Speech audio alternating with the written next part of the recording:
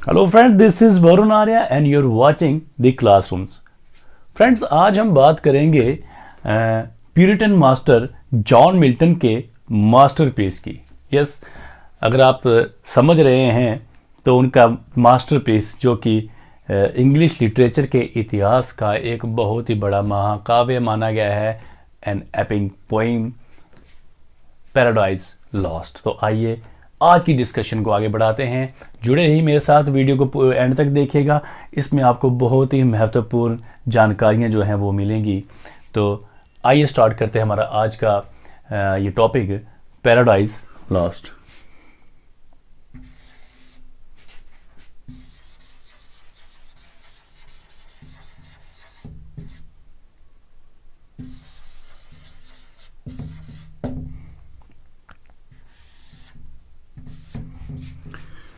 Friends, हमने अपने पिछले वीडियो में ही इसके बारे में बात की थी कि पैराडाइज लॉस्ट जो था ये one of the dream project था जॉन मिल्टन का। तो पैराडाइज लॉस्ट मैं पहले मेंशन कर दूं, ये लिखी गई थी जॉन मिल्टन के द्वारा।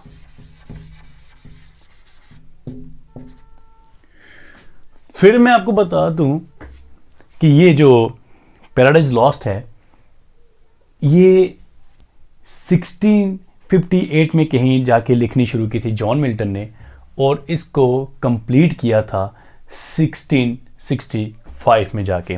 तो 1665 में ये जो इसका प्रिंट के लिए ये रेडी थी। So it was started in 1668 and was completed in 1665। और इससे भी इंपॉर्टेंट पॉइंट ये है कि ये पब्लिश कब होती है, प्रिंट कब होती है। ये प्रिंट होती है देन जाके 1667। तो 1667 वो ऐतिहासिक डेट है जब ये प्रिंट के लिए रेडी हुई थी। ऐसा कहा जाता है कि एक पब्लिशर को इन्होंने इसके जो कॉपीराइट्स थे वो लगभग 5 पाउंड में बेचे थे, जब पहली 1300 कॉपीज इसकी जो थी वो प्रिंट की जाती हैं। और उसके बाद ये रीप्रिंट होती है तो उसके लिए फिर से 5 पाउंड में इसके कॉपीराइट बेचे थे जॉन मिल्टन ने। तो जॉन मिल्टन की जो ये पैराडाइज लॉस्ट है, ये इसका जो प्लान है ये उनके पास बहुत पहले से था। ऐसा माना जाता है कि कुछ ट्रेसेस जो हैं इसकी, कुछ इसके जो फ्रेगमेंट्री जो राइटिंग्स थी रिलेटेड टू पैराडाइज लॉस्ट वो 1639 में भी मिली हैं। इनकी लाइफ के जो कुछ पढ़े ऐसे अवशेष मिले हैं उनमें भी ये मेंशन्ड है कि मतलब शायद वो इस तरह का काम उस टाइम पे लिखने की कोशिश कर रहे थे। बहरहाल वो लिख नहीं पाए, और फिर जाके ये जो उनका ड्रीम प्रोजेक्ट है जो उन्होंने अपने टाइम पे सोचा हुआ था, यूनिवर्सिटी टाइम पे जब वो कैम्ब्रिज में थे उस टाइम पे सोचा था कि मैं ऐसा कोई एक महाकाव्य, एक एपिक पोइट्री का जो है वो मैं संकलन करूँगा, मैं इसको कंपोजिशन एक ऐसी तैयार करूँगा। उनके लाइफ का ड्रीम प्रोजेक्ट था ये। उनके पास मैंने पिछले वीडियो में बताया था कि लगभग 100 के करीब कुछ बिब्लिकल थीम्स थे जिनके ऊपर वो काम करना चाहते थे। और उनमें से उनका जो एक वो जो विज़न थी, वो जो प्लेटफॉर्म, उस जो 100 थीम्स थे सोचे हुए थे, उनका ये निष्कर्ष जो रिज़ल्ट है वो था पैराडाइज लॉस्ट। फ्रेंड्स, मैं आपको बता दूं कि पैराडाइज लॉस्ट जो है ये जो इनिशियली पहली बार जब पब्लिश होती है 1667 में जो प्रिंट आते हैं, तो ये ओरिजिनली 10 बुक्स में आई थी। तो पहले मैं आपको बता दूं ये 10 बुक्स में पहले आती है ये फर्स्ट एडिशन जो था इसका ओरिजिनली।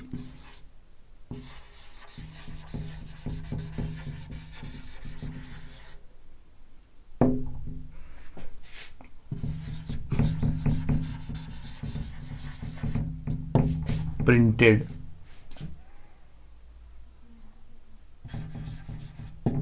in 10 books. फिर इसको रीअरेंज किया जाता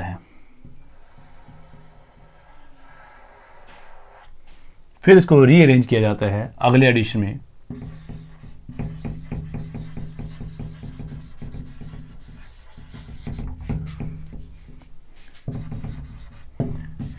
12 बुक्स।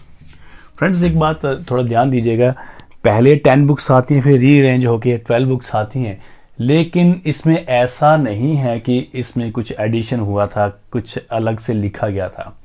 वही जो 7th बुक थी और 10th बुक थी, उनके 2 पार्ट्स कर दिए गए थे बाद में, तो फिर उसके बाद 12 बुक्स में जाके अपीयर होती है, और ओरिजिनल 10 है, फिर 12 बुक्स में आती है। हम ये बेसिकली एक एपिक पोइट्री है।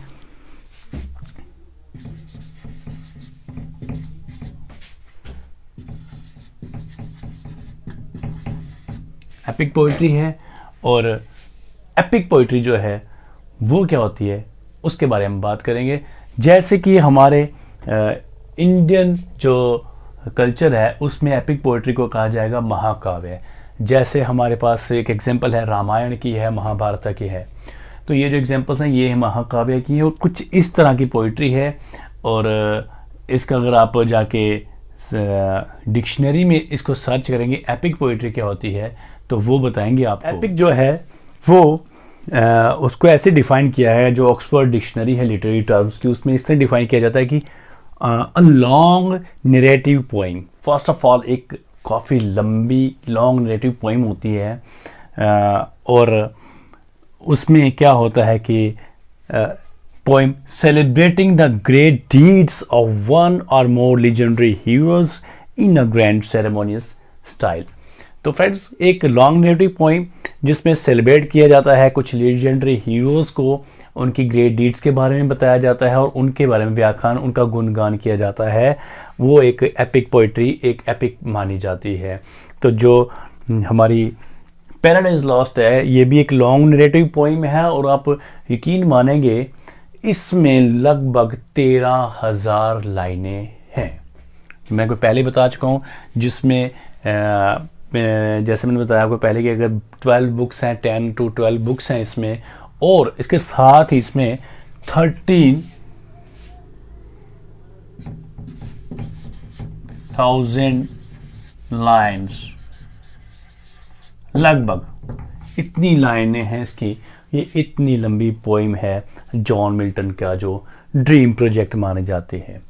तो इसमें क्या होता है कि ये एपिक पोइट्री है, जॉन मिल्टन द्वारा लिखी गई थी, 1667 में कंप्लीटेड थी ये, मतलब प्रिंट होती है। और ये जो है इसको कंप्लीट होने में 5 से 7 साल के बीच में लगे अपने जॉन मिल्टन को लिखने में इसको। और ये उस समय की बात है जब जॉन मिल्टन पूरी तरह से अंधे थे।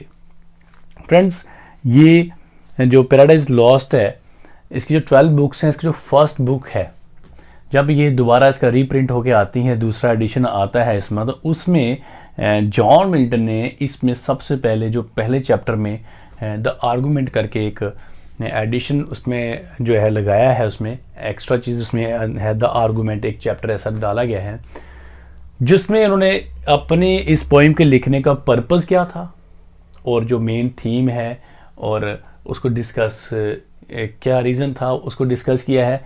साथ ही साथ उनकी जो ब्लैंक वर्स में लिखने की चॉइस क्या थी वो उन्होंने मेंशन की है। तो मैं आपको उससे पहले बता दूं, जो इसमें जो स्टाइल जिसमें लिखी गई थी वो लिखी गई थी ब्लैंक वर्स में।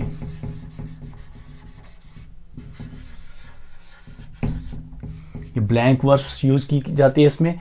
ब्लैंक वर्स में ये 13,000 लाइंस की पोइम है, और ब्लैंक वर्स को उन्होंने चूज किया है अपने जो अदर राइमिंग जो स्कीम्स हैं उसको छोड़ के ब्लैंक वर्स में लिखते हैं। साथ ही साथ जो पैराडाइज लॉस्ट है इसमें जो 12 बुक्स हैं सब में अलग अलग जो हैं इसमें चीज़ें हैं बताई गई हैं, अलग अलग इंसिडेंट्स हैं 12 बुक्स में, उसमें एक्सप्लेन किए गए हैं। जो फर्स्ट बुक है वो ज़्यादा इम्पोर्टेंट इसलिए हो जाती है, आप कहीं भी सिलेबस में देखेंगे किसी पोस्ट ग्रेजुएशन के या ग्रेजुएशन के सिलेबस में देखते हैं तो फर्स्ट बुक होती है, वहाँ लिखा होता है पैराडाइज बुक 1, तो उसको ज़्यादा मेंशन किया जाता है क्योंकि उसमें जो है बाद में जो एडिशन आया था उसमें उन्होंने मेंशन किया हुआ है। और पहले एडिशन में भी, मतलब दूसरे में तो आर्गूमेंट करके जो उन्होंने चैप्टर एडिशन की थी वो तो है ये, लेकिन साथ ही साथ पहले में भी आप अगर आप फर्स्ट बुक को जब भी पढ़ोगे उसमें सबसे पहले इसका जो मकसद क्या था, राइटिंग का मोटिव क्या था, क्यों लिखना चाहता था जॉन मिल्टन, और उसमें कौन सा स्टाइल यूज़ किया है उसके बारे में खुद उन्होंने एक्सप्लेन किया हुआ है। तो ये रही हमारे पैराडाइज लॉस्ट की जो फर्स्ट की बुक की बात प्रेफर करके जो राइमिंग है उसको उन्होंने थोड़ा सा कंडेम किया है, उससे वो खुश नहीं थे इस तरह के स्टाइल में लिखने में। फ्रेंड्स, जो बुक 1 है इसमें, उसमें साथ ही साथ एक चीज़ और बता दूं, क्या होता है कि जैसे हमारे हिंदू समाज में, इंडियन कल्चर में क्या करते हैं कि कोई भी कार्य शुरू करने से पहले गणेश वंदना वगैरह की जाती है, भगवान श्री गणेश को याद किया जाता है और उनसे हमारा ये काम जो है उसको सफल हो जाए, इंस्पिरेशन मांगी जाती है। उसी तरह से जो म्यूज़ है एक, उसको इन्वोक करने की कोशिश करते हैं अपनी पहली इस बुक में पैराडाइज लॉस्ट की, उसमें जॉन मिल्टन ने इन्वोक करते हैं। हमारे इंडियन कल्चर में म्यूज़ को आप कह सकते हैं जैसे हम सरस्वती माता का पूजन करते हैं कि हमें जो, जैसे हम कहते हैं कि जो विद्या की देवी है सरस्वती माता, तो म्यूज़ एक इस तरह से ये ग्रीक कल्चर था, होमर ने फॉलो किया था और उसके बाद मिल्टन ने इसको फॉलो करते हैं। तो जो इन्वोकेशन है वो पहली बुक का हिस्सा है। तो फ्रेंड्स, अब हम क्या करते हैं, ये तो एक ओवरव्यू मैंने आपको बता दिया कि जो पैराडाइज लॉस्ट में क्या क्या था, लेकिन हम क्या करते हैं, इसको हम शुरू करते हैं, समराइज़ करेंगे इसको 1 by 1, इसको 12 की 12 बुक्स जो हमको हम समराइज़ करेंगे और साथ ही साथ हम करेंगे इसका जो है कुछ इम्पोर्टेंट करैक्टर्स हैं उनकी डिस्कशन करेंगे, इम्पोर्टेंट थीम्स की डिस्कशन करेंगे हम। तो आइए आगे बढ़ते हैं, शुरू करते हैं हम समरी से पहले। तो फ्रेंड्स, समरी की बात करें, पैराडाइज लॉस्ट की समरी की बात करते हैं तो बुक फर्स्ट को हम सबसे पहले लेते हैं। जैसे मैंने पहले डिस्कस किया था हमने कि इसमें सबसे पहले बात होती है जब एक बहुत बड़ा महाकाव्य के शुरुआत करने जा रहे थे जॉन मिल्टन, तो वो इंस्पिरेशन चाहते थे, एक हेल्प मांगी उन्होंने, किससे, द हेवनली म्यूज़ से, उनसे हेल्प मांगते हैं सबसे पहले, invocation to heavenly muse to help, कि इतना बड़ा जो काम उन्होंने शुरू किया है उस काम को ख़त्म करने में अच्छी तरह से जो है पार लगाने में हेल्प की जाए। वो हेल्प मांगते हैं किससे, द हेवनली म्यूज़ से। फिर उसके बाद फर्स्ट बुक में जनरल स्टेटमेंट ऑफ थीम किसके बारे में वो काम करने जा रहे हैं, इसमें किस चीज़ की डिस्कशन करने जा रहे हैं, वो जनरल थीम की बात हो रही है। और फिर उसके बाद कंडीशन ऑफ सैटर्न और फॉलन एंजल्स जो हैं और जिनको निकाल दिया गया है कहाँ, हेवन से, उसके बारे में बात होती है। तो हम थोड़ा सा मैं आपको डिटेल में बता देता हूँ कि इन्वोकेशन के बाद जो जनरल स्टेटमेंट ऑफ थीम में क्या आता है। थीम की इस चीज़ के बारे में आप जब ये पोइट्री में पढ़ेंगे, टेक्स्ट पढ़ेंगे, तो वहाँ से सबसे पहले जो चीज़ आती है वहाँ पे लिखा हुआ जो आपको पहली लाइन आती है वो है of man's first disobedience. Theme में ऑफ मैन्स फर्स्ट डिसओबीडियंस जो वर्ड यूज होता है, वो जो मैन ने पहली डिसओबीडियंस की थी गॉड की, उसकी बारे में बताते हैं। फिर साथ ही साथ मिल्टन जो है वो कहता है कि वो उसका और दूसरा थीम क्या है, to justify the ways of God to man. तो भगवान के जो वेज हैं फॉर मैन, उनको जस्टिफाई करते हैं के लिए वो इतना बड़ा महाकाव्य जो है वो लिखने जा रहे हैं। इसके साथ साथ मैं आपको बता दूं, ये जो उसके बाद बता दें condition of Saturn and fallen angel, उसके बाद जो है डिस्क्राइब करी जाती है। तो कंडीशन क्या होती है मैं आपको बता दूं, इसमें जो सैटर्न है ये एक बहुत ही बड़ा कैरेक्टर है। इसके आप मोस्ट ऑफ द पीपल इसके बारे में जान रहे होंगे कि सैटर्न जो है वो मेन एंटागोनिस्ट है, नॉट प्रोटैगोनिस्ट।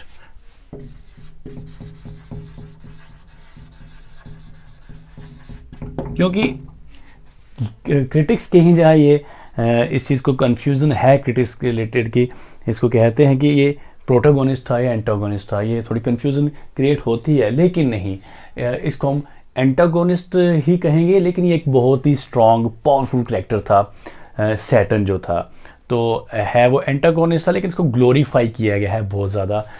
इसके जो वर्ड्स हैं, ये जो जिस तरह की लैंग्वेज यूज़ करता है, जिस तरह की इसकी शब्दावली है वो यूज़ करता है, जिस तरह से वो इसको काफ़ी मिल्टन ने सैटर्न को काफ़ी ग्लोरीफाई किया है। और सैटर्न का जो दायां हाथ है, जो उसका सेनापति है, वो भी एक इम्पॉर्टेंट कैरेक्टर है जिसका नाम है बेल्जेबब।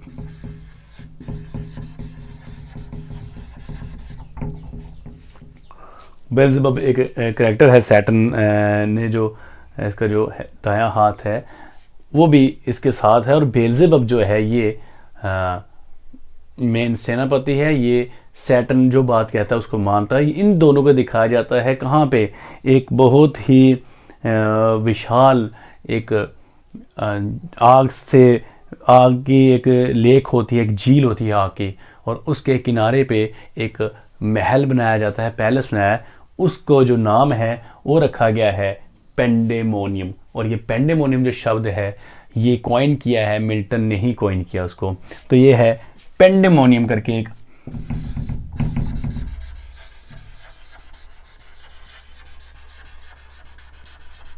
पेंडेमोनियम करके एक पैलेस है, एक विशाल महल है जहाँ पे ये सब खड़े होते हैं और ये डिसाइड करते हैं कि हमें अब जो है स्वर्ग से निकाल दिया गया है, हेवन से निकाल दिया गया है, तो अब हम क्या करेंगे, गॉड के जो भगवान है उसके खिलाफ क्या करेंगे, रिवोल्ट करेंगे। हम उसके खिलाफ रिवोल्ट करेंगे और हम उससे बदला लेंगे। रेवेंज की बात यहाँ पे आती है और ये इन थीम के बाद डिस्कशन जो है, थीम्स के बाद जो है रेवेंज भी एक थीम होता है कि इसका सैटर्न का रेवेंज होता है। और वो कैसे लेना है उसके बारे में उन्होंने क्या करते हैं, अपने जितने भी फॉलन एंजल्स है, फॉलन एंजल्स वो सारे एंजल्स, बेसिकली सैटर्न भी पहले एंजल था, लेकिन वो क्या करता है, गॉड को साथ जो है विद्रोह कर छेड़ देता है, इसलिए उसको जो है एंजल नहीं रहता वो, अब उसको जो है वो डेविल्स में शामिल हो जाता है वो। और ये सारे जितने एंजल्स जिन्होंने भगवान के खिलाफ विद्रोह करते हैं इनको फॉलन एंजल्स कहा गया है इसमें। और इन्हीं के ये जो है इनका जो सरदार है वो है सैटर्न और उसका जो सेनापति है वो है बेल्जेबब। तो बेल्जेबब एक उसके बाद बेल्जेबब, तो ये जो है ये सब जो है पहली बुक में इसके सब के बारे में बताया गया है। तो फिर अब जो है कि दूसरी बुक में हम आगे बढ़ेंगे, ये अपनी ये क्या है कि काउंसिल को इनवाइट करते हैं, कौन, यहाँ पे पेंडेमोनियम में ये सलाह की जाती है, वहाँ मशवरा किया जाता है कि हम क्या करेंगे। पहले तो एक बहुत ही पावरफुल स्पीच होती है सैटर्न की वहाँ पे, और साथ साथ वो कहता है कि हम क्या करें, सबको इकट्ठा करो, हम अपनी एक आर्मी बनाएंगे जो भगवान के खिलाफ विद्रोह करें, गॉड के खिलाफ विद्रोह करने में हमें हेल्प करेगी। तो आइए हम उसके बारे में अब बुक 2 जो है उसमें डिस्कस करेंगे क्या होता है और कैसे ये घटनाक्रम आगे बढ़ता है। बुक्स 2 में क्या होता है कि जैसे बताया कि काउंसिल जो है बुलाई जाती है किसकी, फॉलन एंजल्स की। वो काउंसिल जो है पेंडेमोनियम में इकट्ठी होती है और वो डिसाइड करते हैं हमने किस तरह से भगवान के खिलाफ जो है रेवेंज को प्लॉट करना है, किस तरह से अपना बदला लेना है, क्योंकि भगवान ने इनको जो है हेवन से विद्रोह करने के लिए एक बार बाहर निकाल चुका है। तो हमें दोबारा अब एकत्रित होना है, दोबारा उसके खिलाफ जो है उस रेवेंज को दोबारा रीऑर्गेनाइज करना है। तो उसके लिए जो काउंसिल इकट्ठी होती है और कैसे करना है इसको भी डिसाइड करना है, किस तरह से किया जाएगा। तो क्या होता है कि डिसीजन वहाँ पे लिया जाता है, क्योंकि वहाँ पे सारी बात होती है कि भगवान ने एक दुनिया में एक नई चीज़ की रचना की है।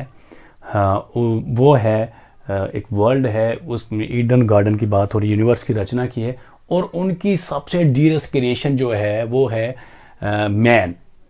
मैन यानी कि एडम और ईव। एडम यहाँ रिप्रेजेंट करता है द फर्स्ट मैन और ईव जो है वो द फर्स्ट वुमन जो है पहली जो है वो ईव हैं, उनको रिप्रेजेंट कर रहे हैं। वो डियरेस्ट वो क्रिएशन है किसकी, भगवान की, उससे उनका बहुत ज़्यादा प्यार है, लगाव है और उनको लेकर काफ़ी ज़्यादा कंसर्न है गॉड का।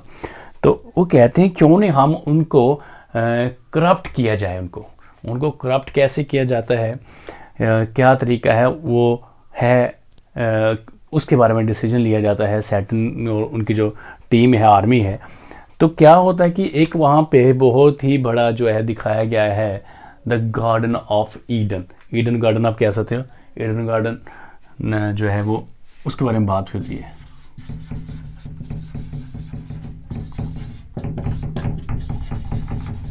यहाँ पे बड़ी खुशी खुशी और बड़े मज़े से रह रहे हैं कौन, एडम और ईव।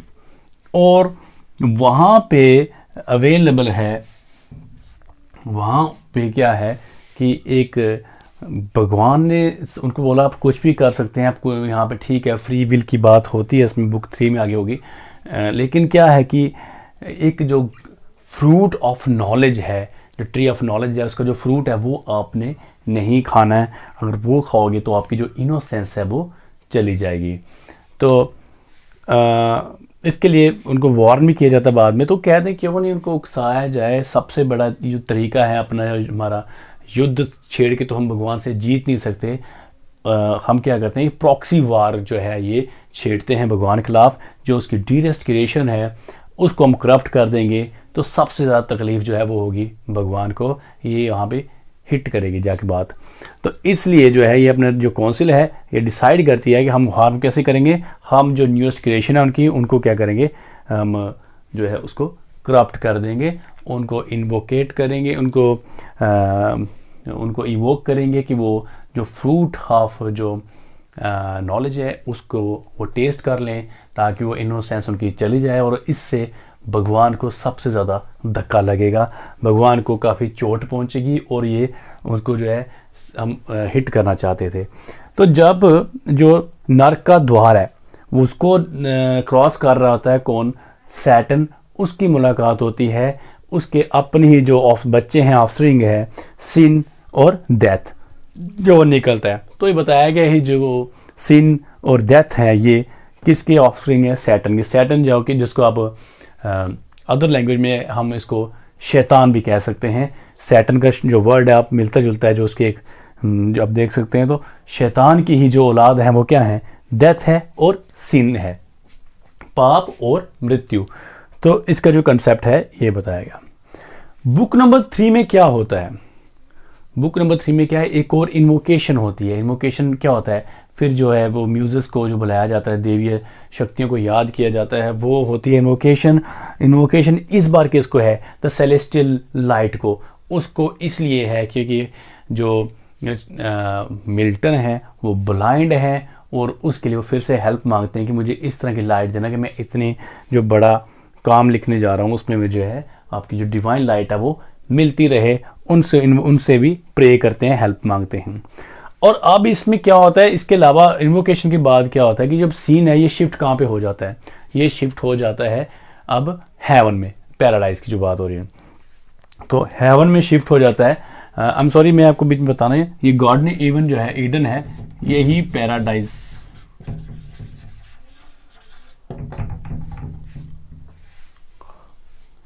भी है, और जो हेवन है इसके अंदर ही ये गार्डन ऑफ ईडन है, और इसको भी पैराडाइज कह सकते हैं। पैराडाइज शब्द जो है वो हेवन को ही रिप्रेजेंट करता है, और गार्डन ऑफ ईडन भी ये पैराडाइज में ही है। हेवन जो है दोनों सेम शब्दों को रिप्रेजेंट कर रहे हैं, इसमें कोई कंफ्यूजन नहीं होनी चाहिए। तो क्या होता है अब, ये क्या होता है जो सीन जो शिफ्ट हो जाता है, अब ये सारे शिफ्ट जो डिस्क्रिप्शन है, थर्ड बुक की बात करूं मैं, थर्ड बुक में डिस्क्रिप्शन ये हो रहा है कहाँ का, अब भगवान जो है वो कहते हैं वहां से फ्लाइट देख लेते हैं किसकी, सैटर्न की, और वहां से भविष्यवाणी कर लेते हैं कि सैटर्न के इरादे भांप लेते हैं और कहते हैं ये अपने इरादों में कामयाब हो जाएगा। ये उनकी पहले से फोर साइटनेस बोल देते हैं कि अपने इरादों में कामयाब हो जाएगा, और वहां से निकल जाता है किसके लिए, ईडन गार्डन के लिए, गार्डन ऑफ ईडन में वहां पे जाने के लिए। तो इसके साथ ही कंसेप्ट इसमें डिस्कस हुआ है अपने फ्री विल का। इसमें यह बताता है मिल्टन की भगवान की तरफ से जो मैन है वो उसकी अपनी विल का फ्री है, जो वो करना चाहे वो कर सकता है, उसकी अपनी चॉइस है, अपनी चॉइस की बड़ी ज़्यादा, लेकिन उसको अपनी बुद्धि का जो है टेम्पटेशन में नहीं आना है, अपनी बुद्धि का प्रयोग करना है। तो ये जो है इसमें बताया गया, ये भी इसका डिस्क्रिप्शन है। और सैटर्न की फ्लाइट की मैंने बात की थी, साथ में इसमें जिक्र आता है the son of God, Jesus Christ की बात होती है, और द सेवियर बिल्कुल कहा जाता है। वो कैसे इस चीज़ को रिडेम्पशन करेंगे, कैसे जो स्टेटस खरा अपना जो एडम और ईव का जो है उसको फिर से पहले जैसा करेंगे, उसके बारे में डिस्कशन होती है कि इसमें इसी बुक 3 में। तो ये बुक 3 में भी इंपॉर्टेंट जो है ये मूवमेंट्स होती हैं। तो अब डिस्कस करते हैं बुक। बुक 4 में क्या होता है कि इसमें एक्सप्लेन किया जाता है कि ईडन गार्डन कैसा है, पैराडाइज जिसे कहते हैं, वो कैसा है, और उसमें किस तरह के मतलब वहाँ का जो पूरा व्यू है, सिनेरियो किस तरह का है, उसके बारे में डिस्क्रिप्शन दिखाया जाता है बुक 4 में। साथ ही साथ उसमें एडम और ईव बताए गए हैं, और वो क्या हैं, एज लवर, वो प्रेमी हैं, और वो किस तरह से खुश हैं वहाँ पे और कितने हैप्पी हैं वहाँ पे, और एज वेल वो भगवान के शुक्रगुजार हैं, भगवान जो गॉड जो उनका क्रिएटर है कि इतनी अच्छी जो है उनको लाइफ दी है, इतना अच्छा सब कुछ सुखद जो है अनुभव उनको वहाँ पे करने को मिल रहा है। और साथ ही साथ इसमें इस चीज़ को भी डिस्क्राइब किया गया है कि वो अवेयर है कि और एक प्रोहिबिशन है वहाँ पे, वन प्रोहिबिशन को पहले से पता है कि to not taste the fruit of knowledge, जो नॉलेज का फ्रूट है उसको टेस्ट करने के लिए उनको मना ही है। तो उसकी इसके बारे में उनको भी नॉलेज है। ये दो चीज़ें उनको बताई जाती हैं। और साथ साथ वहाँ पे अब सैटर्न आके पहुँच जाता है, वो वहाँ से देख रहा होता है कि इसको जो दोनों लवर्स हैं एडम और ईव, ये दोनों लवर हैं और ये किस तरह से घूम रहे हैं, कितने मासूम हैं, इनोसेंस हैं, ये देख के तरस भी खाता है। कौन? सैटर्न। सैटर्न का थोड़ा सा कैरेक्टर जो है थोड़ा कन्फ्यूज्ड है यहाँ पे, वो थोड़ा उसका तरस खाता है। पहले कहता है कि ये जो इतने इनोसेंट लोग हैं इनके साथ अब क्या करने वाला हूँ मैं, और मैं किस तरह से इनको करप्ट करने जा रहा हूँ, और अपनी इंटेंशन लेकर उनके तरस भी खा रहा है। साथ ही साथ जो है वो अब क्या करता है कि अब ये उसको ईव के सपने में जाके उसे डिस्टर्ब करने के लिए उसको सारी बात बताता है कि तुम उसको उकसाने की लिए कोशिश करता है कि तुम क्या करो कि ये फ्रूट खा लो, और वो उसके उकसाने पे वो फ्रूट खा लेती है। कहाँ? सपने में। और ये सपने में कौन जाता है, ये कौन उसको फोर्स कर रहा है? सैटर्न उसके सपने में जाके ये सब कर रहा है। तो क्या होता है कि ये जो है ये डिस्क्रिप्शन बुक 4 में आपको मिलेगा इतनी सारी चीज़ों का।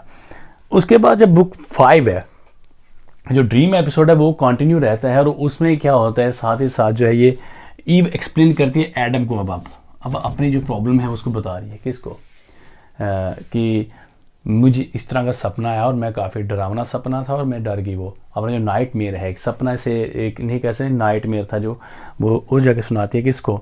एडम को। और एडम जो है उसको he makes him comfortable, he comforts him by the explaining him that तुमने जो है ये तुमने किसी कारण के लिए नहीं किया, ये अनजाने में होता है, तेरे से सपने में हुआ है, इसलिए तुम इसकी चिंता मत करो। तो यहाँ पे एडम जो है कंफर्ट करता है किसको? ईव को। तो वहाँ पे अब एंट्री होती है एक नए कैरेक्टर की। भगवान जो है वो एक आर्क एंजल जो है उनको भेजते हैं, उसका नाम है ये राफेल। राफेल को भेजते हैं कहाँ पे? ईडन गार्डन में, टू एक्सप्लेन। वो इसलिए भेजते हैं उनको राफेल को कि आप क्या है वार्न करो और को थोड़ा जाके किसको? एडम और ईव को, क्योंकि हो सकता है वो उसकी बात में आ सकते हैं, तो और वो ऐसा कर लेंगे। हालांकि ये भी बता दिया गया है कि सैटर्न अपने मकसद में कामयाब हो जाएगा, ये भगवान की ने अपनी दिव्य दृष्टि से देख लिया है।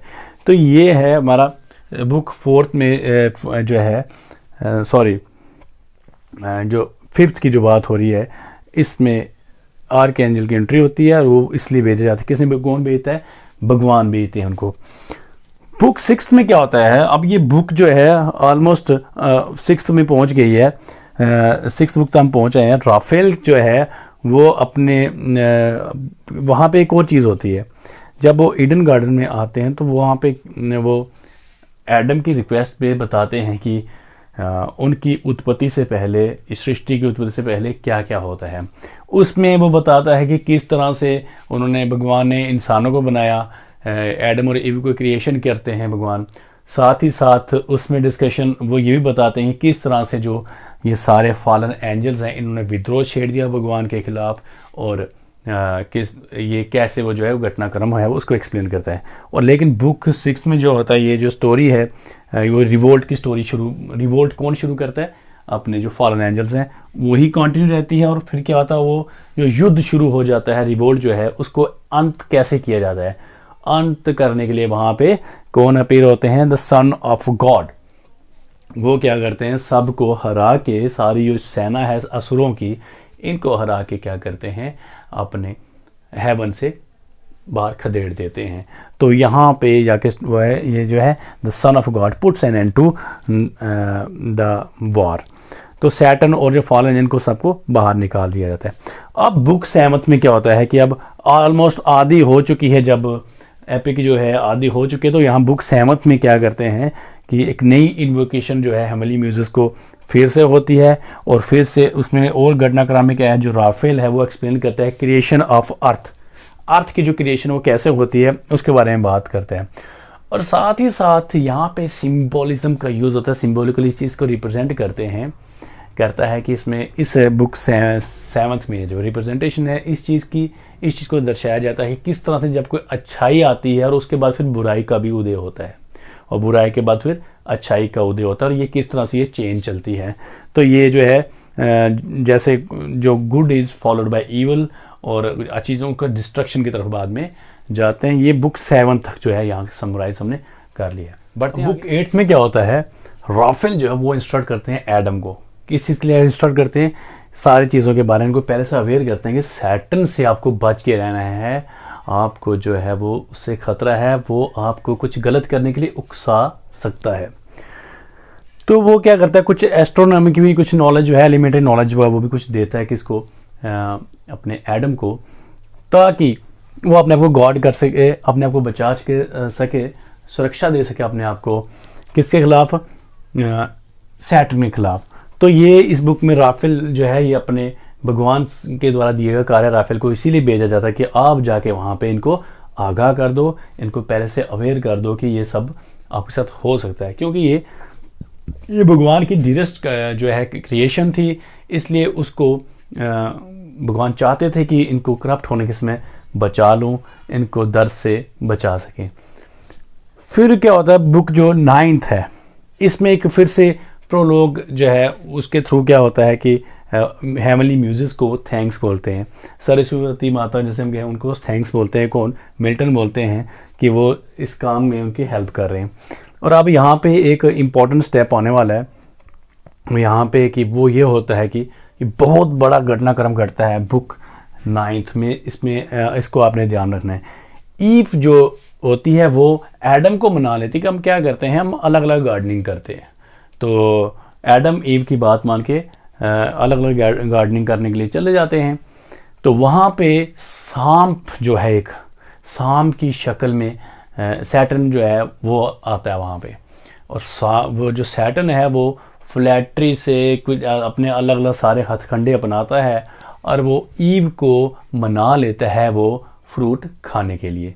अब अलग अलग वो उसको प्रलोभन देता है, लालच देकर वो ईव को मना लेता है जब, तो उसके बाद क्या होता है कि वो जो फॉरबिडन फ्रूट है उसको खा लेती है, और इसके बाद वो जाके बताती है किसको, एडम को।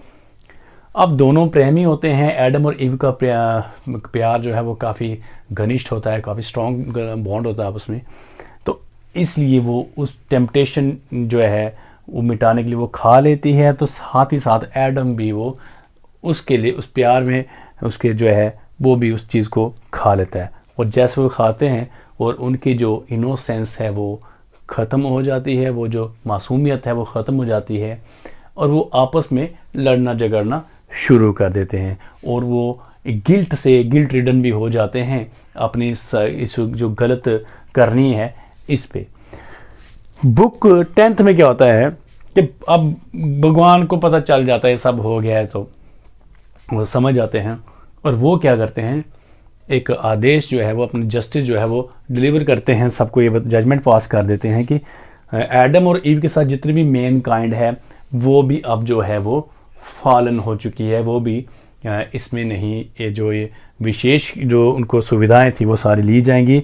अब जो होंगे आदमी होंगे उन लोगों को अपना जो पेट भरने के लिए काम, अपनी ज़िंदगी चलाने के लिए काम करना पड़ेगा, अच्छी लेबर करनी पड़ेगी, वो काम करना पड़ेगा। और जो वुमन है वो मैन के सबमिसिव रहेंगी, वो उनसे थोड़े छोटे दर्जे के सबऑर्डिनेट माना जाएगा उनको, और साथ ही साथ उनको जो उनको बच्चे जो हैं आगे ऑफ स्प्रिंग जो पैदा करने के लिए, उसके लिए जो है दर्द बर्दाश्त करना पड़ेगा, जो जिसे हम लेबर पेन कहते हैं, उसका इंट्रोडक्शन वहाँ पे दिया जाता है।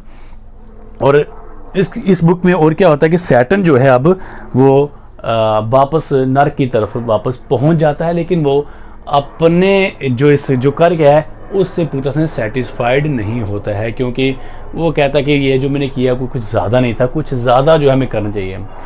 यहाँ पे सैटर्न काफ़ी एम्बिशियस बताया गया है, काफ़ी एम्बिशियस है सैटर्न तो, क्योंकि सैटर्न को मैं आपको इतना ग्लोरीफाई किया गया है इसमें, कभी कभी तो ऐसा लगता है कि जो सैटर्न है वही हीरो है।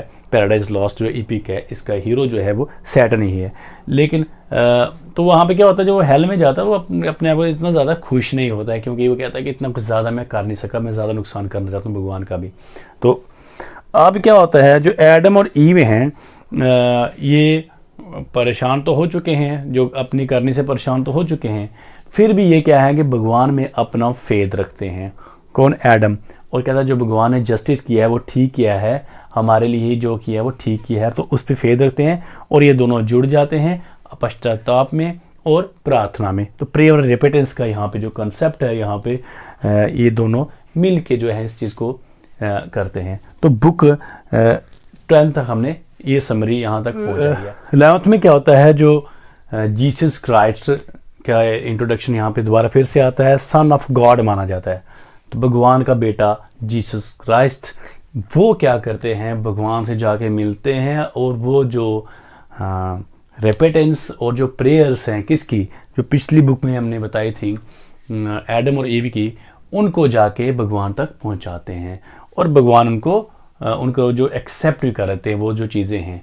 तो साथ ही साथ वहाँ पे वो जो है अपने जो सन ऑफ गॉड जीसस क्राइस्ट हैं, ये जाके वहाँ पे जो है उनकी तरफ से जो है आप कह सकते हैं पैरवी करते हैं, और उनके लिए एडम और ईव के लिए पैरवी करते हैं, एडवोकेसी करते हैं वहाँ जाके। भगवान जो हैं साथ साथ जो गॉड हैं वो क्या करते हैं, आर्क एंजल हैं माइकल, वहाँ पे उनको भेजते हैं और कहते हैं, जेंटली इन्फॉर्म करते हैं, तुम जाके एडम और ईव को ये बोलो कि आप जो ईडन गार्डन है उसको आप वहाँ से चले जाएं, और वो जाके वहाँ पे बताने के लिए वहाँ से चले जाते हैं, और वहाँ पे जाके वो इन्फॉर्म करता है। साथ ही साथ वो कंफर्ट जोन में लाने के लिए, उनको कंफर्ट करने के लिए एडम और ईव को, एडम को एक ज्ञान की बातें बताते हैं, एक सीरीज़ जो है, मतलब जो विजन्स हैं जो आगे उनके साथ होने वाला है उसके बारे में बताते हैं, और वो जो एक लेक्चर डिलीवर करते हैं, डिस्कोर्स वहाँ पे अपने एडम और ईव को, ताकि वो उनको कंफर्टेबल किया जाए थोड़ा सा, क्योंकि वो काफ़ी परेशान होते हैं। बुक 12th में क्या होता है, वो जो प्रोफेसी है वही जो उनकी चल रही है माइकल की, वो कम आगे बढ़ती है। वो बताते हैं कि कैसे जीसस क्राइस्ट की कमिंग होगी, वो आएंगे और जो इंसान की तरह से रिडेम्पशन फिर से हो जाएगी, तो उस पर वो स्ट्रेस करते हैं। जो परेशान एडम होता है वो जाने से पहले अपने दिमाग में सोचता है, कहते हैं जो हमारे साथ तो ईवल हमारे साथ गलत हुआ है वो इतना ज़्यादा भी नहीं हुआ है, क्योंकि हमारे पास जो पैराडाइज है वो इंसान के अंदर होता है, उसके माइंड में होता है, वो हमने पूरी तरह से उसको लॉस नहीं कर दिया है, पैराडाइज जो पूरी से लूज़ नहीं किया हमने। और साथ ही साथ वो भगवान पे आस्था रखने की बात को उन पे जो वो इसके बारे में बात करते हैं कि गॉड हमसे क्या एक्सपेक्ट करते हैं, वो obedience, faith, patience, actions involving virtue, temperance, charity, और इनके बारे में बात वो करते हैं लास्ट में। और एट द एंड क्या होता है, एडम और ईव जो हैं वो वहाँ से चले जाते हैं ईडन गार्डन से, भगवान पे विश्वास जताते हुए वहाँ से निकल जाते हैं। तो ये जो है सारी ये हमने शॉर्ट में एक समरी की है। इसके बाद हम डिस्कस करेंगे इसके जो कैरेक्टर्स हैं और बाकी के जो थीम्स की बात हमने की थी वो डिस्कस करते हैं अपनी अगली क्लास में। Thank you, keep watching the classrooms. So friends, important characters जो हैं पैराडाइज लॉस्ट के उसको डिस्कस करते हैं। हमने आपके जो स्क्रीन पे हमने जो ये कैटेगराइज किया उनको दो साइड में जो कैरेक्टर्स हैं, एक साइड आप देख रहे हैं जो गॉड के साथ थे, जिसे आप कह सकते हो टूवर्ड्स अ गुड, जो गुड कॉज के लिए जो लोग जुड़े हुए थे, कैरेक्टर्स जिनके कैरेक्टराइजेशन में गुडनेस जो वो है उसको शो किया गया है, वो है हमारे अपने इस साइड रखे हुए हैं। और सामने सामने हमने सैटर्न की आर्मी के जो लोग हैं सैटर्न को फेवर कर रहे हैं, ईविल को फेवर कर रहे हैं, वो हमने आपके सामने रखे हैं। ये हमने जो मोस्ट इंपॉर्टेंट कैरेक्टर्स हैं उन्हीं को ही मेंशन किया है, लेकिन कुछ और भी हैं, उनको भी हम जब कैरेक्टर को डिटेल में स्टडी करेंगे तो साथ में उनके बारे में भी हम डिस्कशन करेंगे। अब यहाँ पे आप देखिए, एक तरफ गॉड एंड दूसरा सैटर्न है। गॉड की आर्मी है, सैटर्न की आर्मी है, यहाँ गॉड आगे वहाँ पे सैटर्न है। तो ये गुड वर्सेस ईविल का ये आप कह सकते हो, और साथ में गॉड वर्सेस सैटर्न और गुड वर्सेस ईविल की जो है ये बात यहाँ पे थीम है जो मेन उसको डिस्कस करने के लिए हमने इस तरह से कैटेगराइज किया कैरेक्टर्स को। फर्स्ट ऑफ ऑल हम गॉड की बात करेंगे। गॉड है यहाँ पे एक तरफ, और उसके अपोजिशन में जो खड़ा हुआ है एक जो कैरेक्टर शो किया गया है एंटागोनिस्ट, वो है सैटर्न। दूसरी तरफ यहाँ पे सन ऑफ गॉड जो जीसस क्राइस्ट की जब बात करें, जब वो आते हैं यहाँ पे, ये सन ऑफ गॉड की बात हो रही है। मैं आपको बता दूं ये जीसस क्राइस्ट के बारे में बात हो रही है।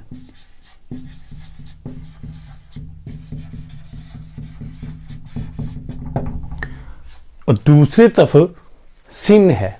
सिन कौन है? सिन है डॉटर ऑफ सैटर्न। ये कौन है? ये सैटर्न की डॉटर है। भगवान की सबसे प्यारी क्रिएशन, गॉड की जो सबसे बड़ी प्यारी क्रिएशन, उनकी dearest one, that is Adam and ewe. ये गॉड की डियरेस्ट क्रिएशन है, इन सबसे लवेबल और इनोसेंट क्रिएशन जो गॉड की इस तरफ हमने दिखाई है। और इसके अपोजिट ही डेथ की बात आ रही है। डेथ कौन है? ये हमने जब समरी में डिस्कस किया है तो वहाँ पे हमने थोड़ा सा इतनी डिटेल में कैरेक्टर्स की में नहीं गए थे, क्योंकि हमने सिर्फ थॉरली ओवरव्यू देखा हमने। जब सिन जो है, हालांकि सैटर्न की डॉटर है, यहाँ पे इतनी इमोरलिटी दिखाई गई है कि इनके दोनों के जो बेटा है अपनी डॉटर के साथ, जो उसके साथ रिलेशंस के बाद उनका जो बेटा पैदा होता है उसका नाम है डेथ। तो ये क्या है? ये अब ये डॉटर है और साथ साथ ये साथ इमोरल रिलेशनशिप्स भी इसमें कहीं ना कहीं जो इसकी डिस्कशन हुई है। तो ये बात पैराडाइज लॉस्ट में बताया गया कि कितना इमोरल सैटर्न दिखाया गया है। डेथ जो है ये इनका सन आ जाता है। तो एडम और ईव जो इनकी क्रिएशन थी। उसके बाद हमारे पास ये साइड देखिए, ये हमारे पास जो ये साइड है, एक ये है, then we have this side. आप ये देख रहे हैं, ये हैं सारे आर्क एंजल्स। आर्क एंजल्स जो भगवान के आर्मी के एक हिस्सा थे, ये आर्क एंजल्स हैं। वहीं इनके अपोजिशन में कौन है? Fallen angels. ये सारे, ये बेसिकली ये भी सब ये लोग थे, सब कौन थे? ये भी एंजल्स थे, लेकिन इनको फॉलन एंजल इसलिए कहा गया क्योंकि इन्होंने भगवान के खिलाफ विद्रोह छेड़ दिया। विद्रोह क्यों छेड़ा था? हमने समरी में बात की थी। विद्रोह इसलिए छिड़ता है जो गॉड हैं वो अपने बेटे सन ऑफ गॉड को प्रेफर करते हैं ओवर सैटर्न। किसके लिए? अपनी जो उनकी जितनी भी गद्दी जिसे हम कह सकते हैं, उनका जो थ्रोन है उसके लिए प्रेफर करते हैं Jesus the Christ sun of God को। लेकिन सैटर्न को ये गवारा नहीं गुजरता। हालांकि वो भी उस टाइम पे एंजल होते हैं तो वो गॉड के काफ़ी क्लोज होते हैं, लेकिन उनको ये लग रहा था कि मुझे चूज़ करेंगे एज उनका लीगल हायर या थ्रोन के लिए। इंस्टेड उन्होंने चूज़ किया किसको? जीसस को। ये बात सैटर्न को गवारा नहीं होती, तो सैटर्न जो है ये रिवोल्ट कर देते हैं गॉड के खिलाफ। और इस रिवोल्ट को ख़त्म किया था किसने? सन ऑफ गॉड ने, उनको हेवन से बाहर निकाल के। तो ये जो है इनके अपोजिशन में है, ये आर्मी है, इसके इनके ये फॉलन एंजल्स है।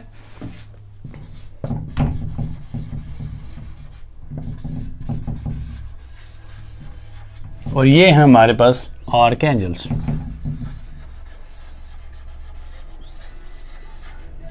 तो हमारे पास आर्क एंजल्स और फॉलन एंजल्स जो हैं इनको हमने रिप्रेजेंट किया।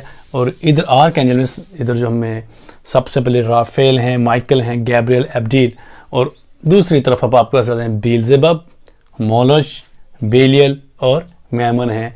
कुछ और भी हैं मल्सीफायर वगैरह जिसकी हम बात करेंगे। पेंडुमियन का जो आर्किटेक्ट था मैन, उसके बारे में बात करेंगे हम। अब करते हैं एक डिटेल डिस्कशन करते हैं, हर एक जो है करेक्टर है उसको डिटेल में स्टडी करते हैं। गॉड का जो करेक्टर है इसको डिवाइन लाइट की तरह माना है मिल्टन ने। काफ़ी प्रेज है इनके लिए एज यूजल। जैसे आप कह सकते हो कि जो स्टोरी थी बिब्लिकल ओरिजिन की थी, तो गॉड के बारे में ज़्यादा डिस्कशन जितना भी करें कम मानी जाएगी। तो इनको ओमनी प्रेजेंट, ओमनी सेंट, जितनी भी सारी चीज़ें हैं इनको, मतलब इस तरह के जो टाइटल्स हैं वो उनसे नवाजा गया है मिल्टन द्वारा गॉड को। तो इनको, इनके बाद जो इनके सन दिखाए हैं वो हैं सन ऑफ द गॉड हैं, वो हैं Jesus the Christ. Let's start with God, the first character in the paradise lost. So he is described as omnipotent, omniscient and omnipresent. He is everywhere, he is everything, he is everyone. So according to Milton ने इनको describe किया है omnipresent। Actually हम अगर God की बात करें तो गॉड एक ऐसी एंटिटी नहीं है जिनको हम इंट्रोडक्शन दें, लेकिन हम पोइम की बात कर रहे हैं कि पोइम की बात करें तो हमें ये करना पड़ रहा है। तो हम पोइम में दो चीज़ें बताई गई, God the father and God the son. God the father जिनको गॉड बताया गया, और उनका जो बेटा है द जीसस क्राइस्ट जो हमने बात की, उनको बताया गया है। तो गॉड को क्रिएटर बताया गया है, उनके लिए मिल्टन ने वो डिस्क्रिप्शन में बताया है, he is the highest light and immovable throne owning the immovable throne in the heaven. Heaven में उनकी जो गद्दी है, उनका जो थ्रोन है, उसको मूव नहीं किया जा सकता और हाईएस्ट है वो वहाँ पे। तो साथ ही साथ उनको एपिटोम माना गया है किसका, रीजन और इंटेलेक्ट का। God is epitome to reason and intellect. This is epitome, word epitome used here. His epitome to reason and intellect. So he owes the highest throne, highest seat in the heaven. So this is something about, not everything, something about God. उसके बाद बात आती है, we discuss God the Son.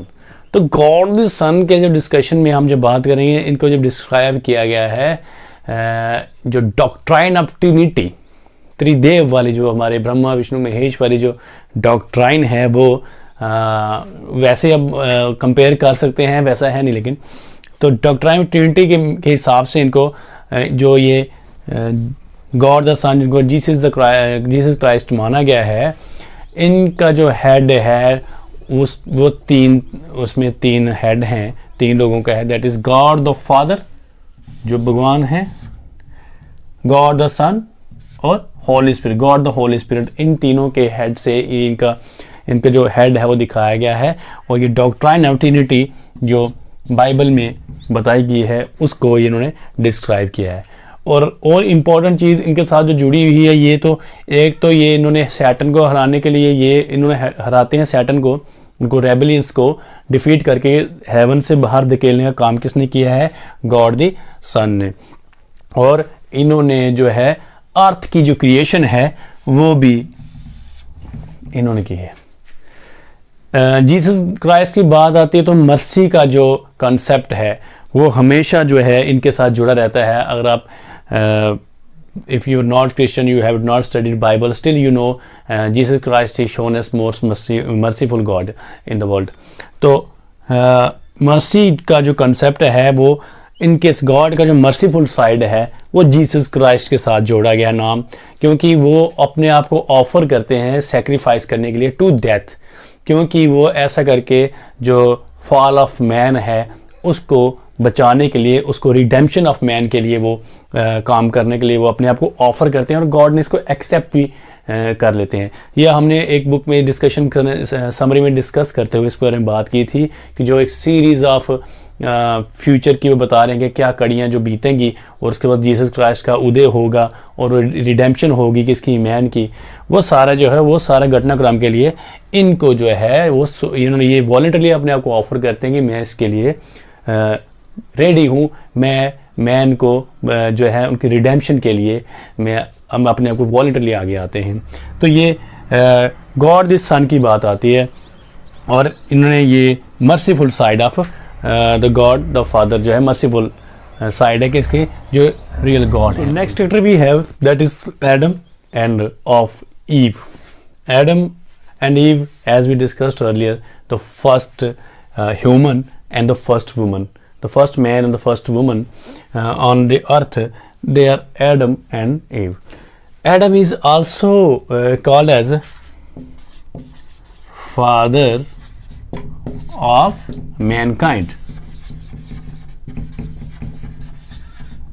and Eve mother of mankind.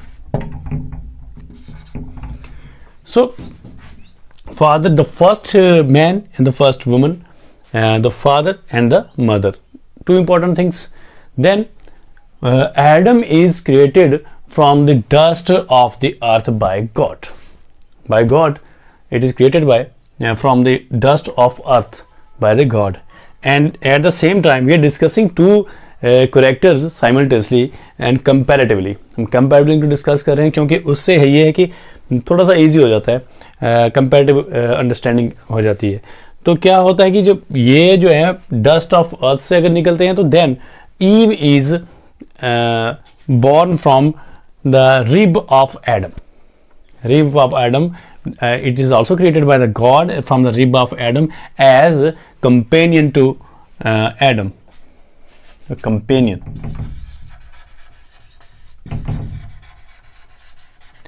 They are shown as lover in Garden of Eden. Or they are lover because they are made as companion. They are lover. They love each other too much. Their desire for each other is to such extent that when Eve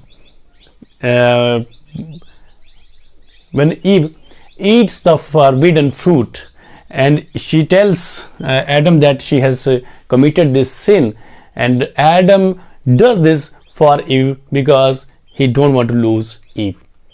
So क्या होता है, ewe को जो है वो Adam को बताती है जबकि उसने वो फॉरबिडन फ्रूट खा लिया है, तो एडम जो है वो भी खा लेते हैं और वो जानते हैं कि वो गलत करने जा रहे हैं, लेकिन वो ईव के लिए करते हैं क्योंकि वो ईव के बिना रह नहीं सकते, उसके साथ उससे अलग नहीं रह सकते हैं। तो ये इतना इन दोनों में जो प्यार जो है वो दर्शाया गया है मिल्टन की जो पैराडाइज लॉस्ट में। और ये जो ईव है ये एडम से बहुत ज़्यादा अट्रैक्टिव है, लेकिन सुंदर है, ज़्यादा अच्छी देखने में है, अट्रैक्टिव है, लेकिन ये फिजिकली उतनी स्ट्रांग नहीं दिखाई गई है, ये according to Milton's Paradise Lost. तो फ्रेंड्स, एडम के साथ एक कैरेक्टरिस्टिक और भी जुड़ी हुई है। एडम जो है वेरी हिज डियरेस्ट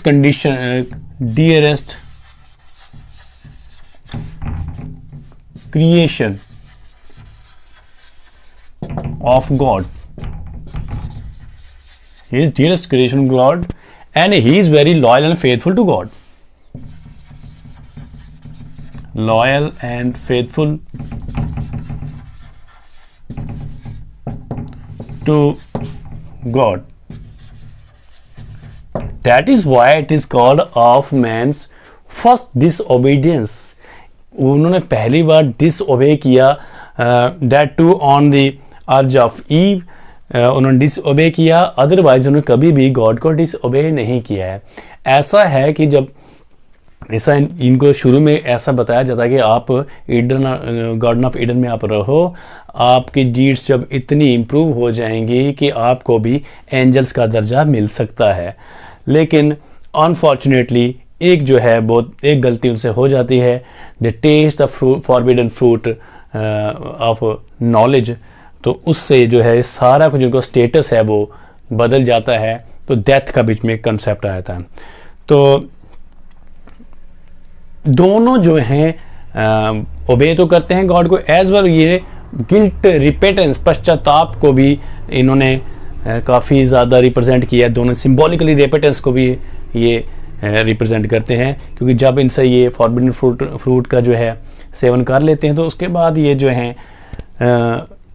एक काइंड ऑफ गिल्ट में ये डूब जाते हैं। दोनों ये आपस में झगड़ते भी हैं और रिकंसाइल भी करते हैं। ये एक भी इंपॉर्टेंट है, they quarrel and reconcile, they quarrel and reconcile as well. तो क्योंकि ये जो है eternal part of each other हैं, ये जो है साथ साथ इनका जो है जो शुरू से ही बनाया इस तरह से गया है, क्योंकि ये जो है अर्थ की डस्ट से अगर निकले हैं तो ये इनकी रिप का एक हिस्सा है। तो जब ये एक पश्चाताप में डूबते हैं तो गॉड इनको प्रॉमिस करते हैं किसको, ईव को, कि आपका जो सीड है that will grow on the head of serpent. अब ये सरपेंट कौन बन के आए थे आपको पता होना चाहिए, सैटर्न आते हैं किसके बाद, इनको टीज करने के लिए, इनको वो प्रोवोक करने के लिए कि आप वो जो फ्रूट फॉरबिडन फ्रूट है उसको खाओ। तो ये आपका जो सीड है उसके जो हेड के ऊपर वो दैट विल ग्रो देयर। तो ये सिंबॉलिकली क्या रिप्रेजेंट कर रहा है, सिंबॉलिकली रिप्रेजेंट करेगा the victory of Christ over death. तो ये गॉड की जीसस क्राइस्ट जो ओवरकमिंग द डेथ, उनकी जो विक्ट्री है वो डेथ को एक दिन वो उसको रिप्रेजेंट करेगा, एक दिन वो डेथ को अपने शिकंजे में ले लेंगे। तो ये एडम और ईव का जो है करैक्टर है इंपॉर्टेंट उसमें। नेक्स्ट अब जब हम आर्कएंजल्स डिस्कस करेंगे, जो गॉड की साइड है वो आर्कएंजल्स हैं और दूसरी साइड जो हैं वो हैं फॉलन एंजल्स। तो आर्कएंजल्स में सबसे पहले जो इंपॉर्टेंट है वो है राफेल। राफेल एक इम्पॉर्टेंट पार्ट है इसमें जो प्ले किया इन्होंने। तो ये इनकी जो बात हुई थी, हम ये 5th बुक में और 8th बुक तक इनका जो है बीच में कंसेप्ट बीच में इनकी जो है बात बताई गई है। इनके रिलेटेड जितने भी इम्पॉर्टेंट कैरेक्टर है वो रोल प्ले वहाँ पे आता है। तो राफेल एक आर्कएंजल है और इनको पार्टिकुलरली इसलिए बनाया जाता है ये अर्थ के मैटर्स को देखने के लिए। अर्थ में क्या हो रहा है, अर्थ में जितने भी सारी चीज़ें हैं, राफेल जो है ये अर्थ के स्वामी कह सकते हैं आप, अर्थ के एंजल हैं। अर्थ की देखभाल के लिए ही इनको जो है डिप्यूट किया जाता है और ये जो हैं इनको यही हैं, इन्हीं को भेजा जाता है गॉड द्वारा। किसको वार्न करने के लिए, एडम को। वही सैटर्न ने अपनी फ्लाइट ले ली है तो वो हो सकता है वो उसकी इंटेंशन जो है वो बुरी हैं, उनकी बैड डीड्स जो उनके इरादे ठीक नहीं हैं, तो उनको वार्न करने जाता है। साथ ही साथ Adam was deputed to answer the any query that is raised by Raphael is deputed to answer the any query raised by Adam. So he has to answer whatever Adam say, because earth was created just few days later and it was a new venture of God. So he deputes Raphael there to help Adam and Eve. So he is the one who is sent to the garden of Eden. तो Eden garden में इनको भेजा जाता है और ये born के लेके जाते हैं। और ये जो है ये आर्कएंजल किस लिए, अर्थ के लिए हैं। राफेल की बात इतनी है। अब एक इम्पॉर्टेंट क्वेश्चन यहाँ से आता है कि इनका जो रोल प्ले कहाँ पे है, कहाँ इनका सीन है। तो ये हैं बुक 5th और 8th के बीच में, ये जो 3 बुक है यहाँ तक इनका है। ये जाते हैं और कब जाते हैं, ये उनको वार्न करने के लिए जाते हैं एडम को। तो माइकल भी एक आर्कएंजल, लेकिन वो एक वॉरियर हैं, वो फियर्स फाइटर हैं और उनका नाम वार क्राई ऑफ एंजल्स भी रखा जाता है, क्योंकि ये जो हैं ये उनको सब टाइटल दिया जाता है। देखिए यहाँ तक माना जाए, मिल्टन इस तरह डिस्क्राइब किया है इसको कि इनकी तलवार का जो दर्द है वो डेविल्स को बार बार याद आता है और सताता है। और ये काफ़ी स्ट्रॉन्ग योद्धा थे, काफ़ी फियर्स फाइटर थे, एग्रेसिव फाइटर थे ये माइकल। और माइकल जो है ये इन्हीं को भगवान भेजते हैं कहाँ पे, इनका भी इम्पोर्टेंट रोल है। इनके थ्रू जो है बिब्लिकल प्रोफेसी जो है उसको आगे जो है बढ़ाया गया है। एक तरह का प्रचार जो है क्रिश्चियनिटी का करते हुए दिखाते हैं माइकल। तो माइकल जो हैं इनको इसलिए भेजा जाता है वहाँ पे। एंड में आपने देखते जब हमने जब समरी पढ़ी थी तो एंड में जो ईडन और ईव को बाहर भेजने के लिए कहाँ से, गार्डन ऑफ ईडन से बाहर भेजने के लिए गॉड ही इनको आराम से बोलते हैं आप जाइए, और उनको बोले आप ईडन गार्डन को खाली कर दें, आप वहाँ से निकल जाएं। जब क्या होता है, फॉल ऑफ मैन होता है, तो इन गॉड के द्वारा ये मैसेंजर बन के वहाँ पे जाते हैं, और ये मैसेंजर ये उनको जो है कंफर्ट भी करते हैं एडम और ईव को।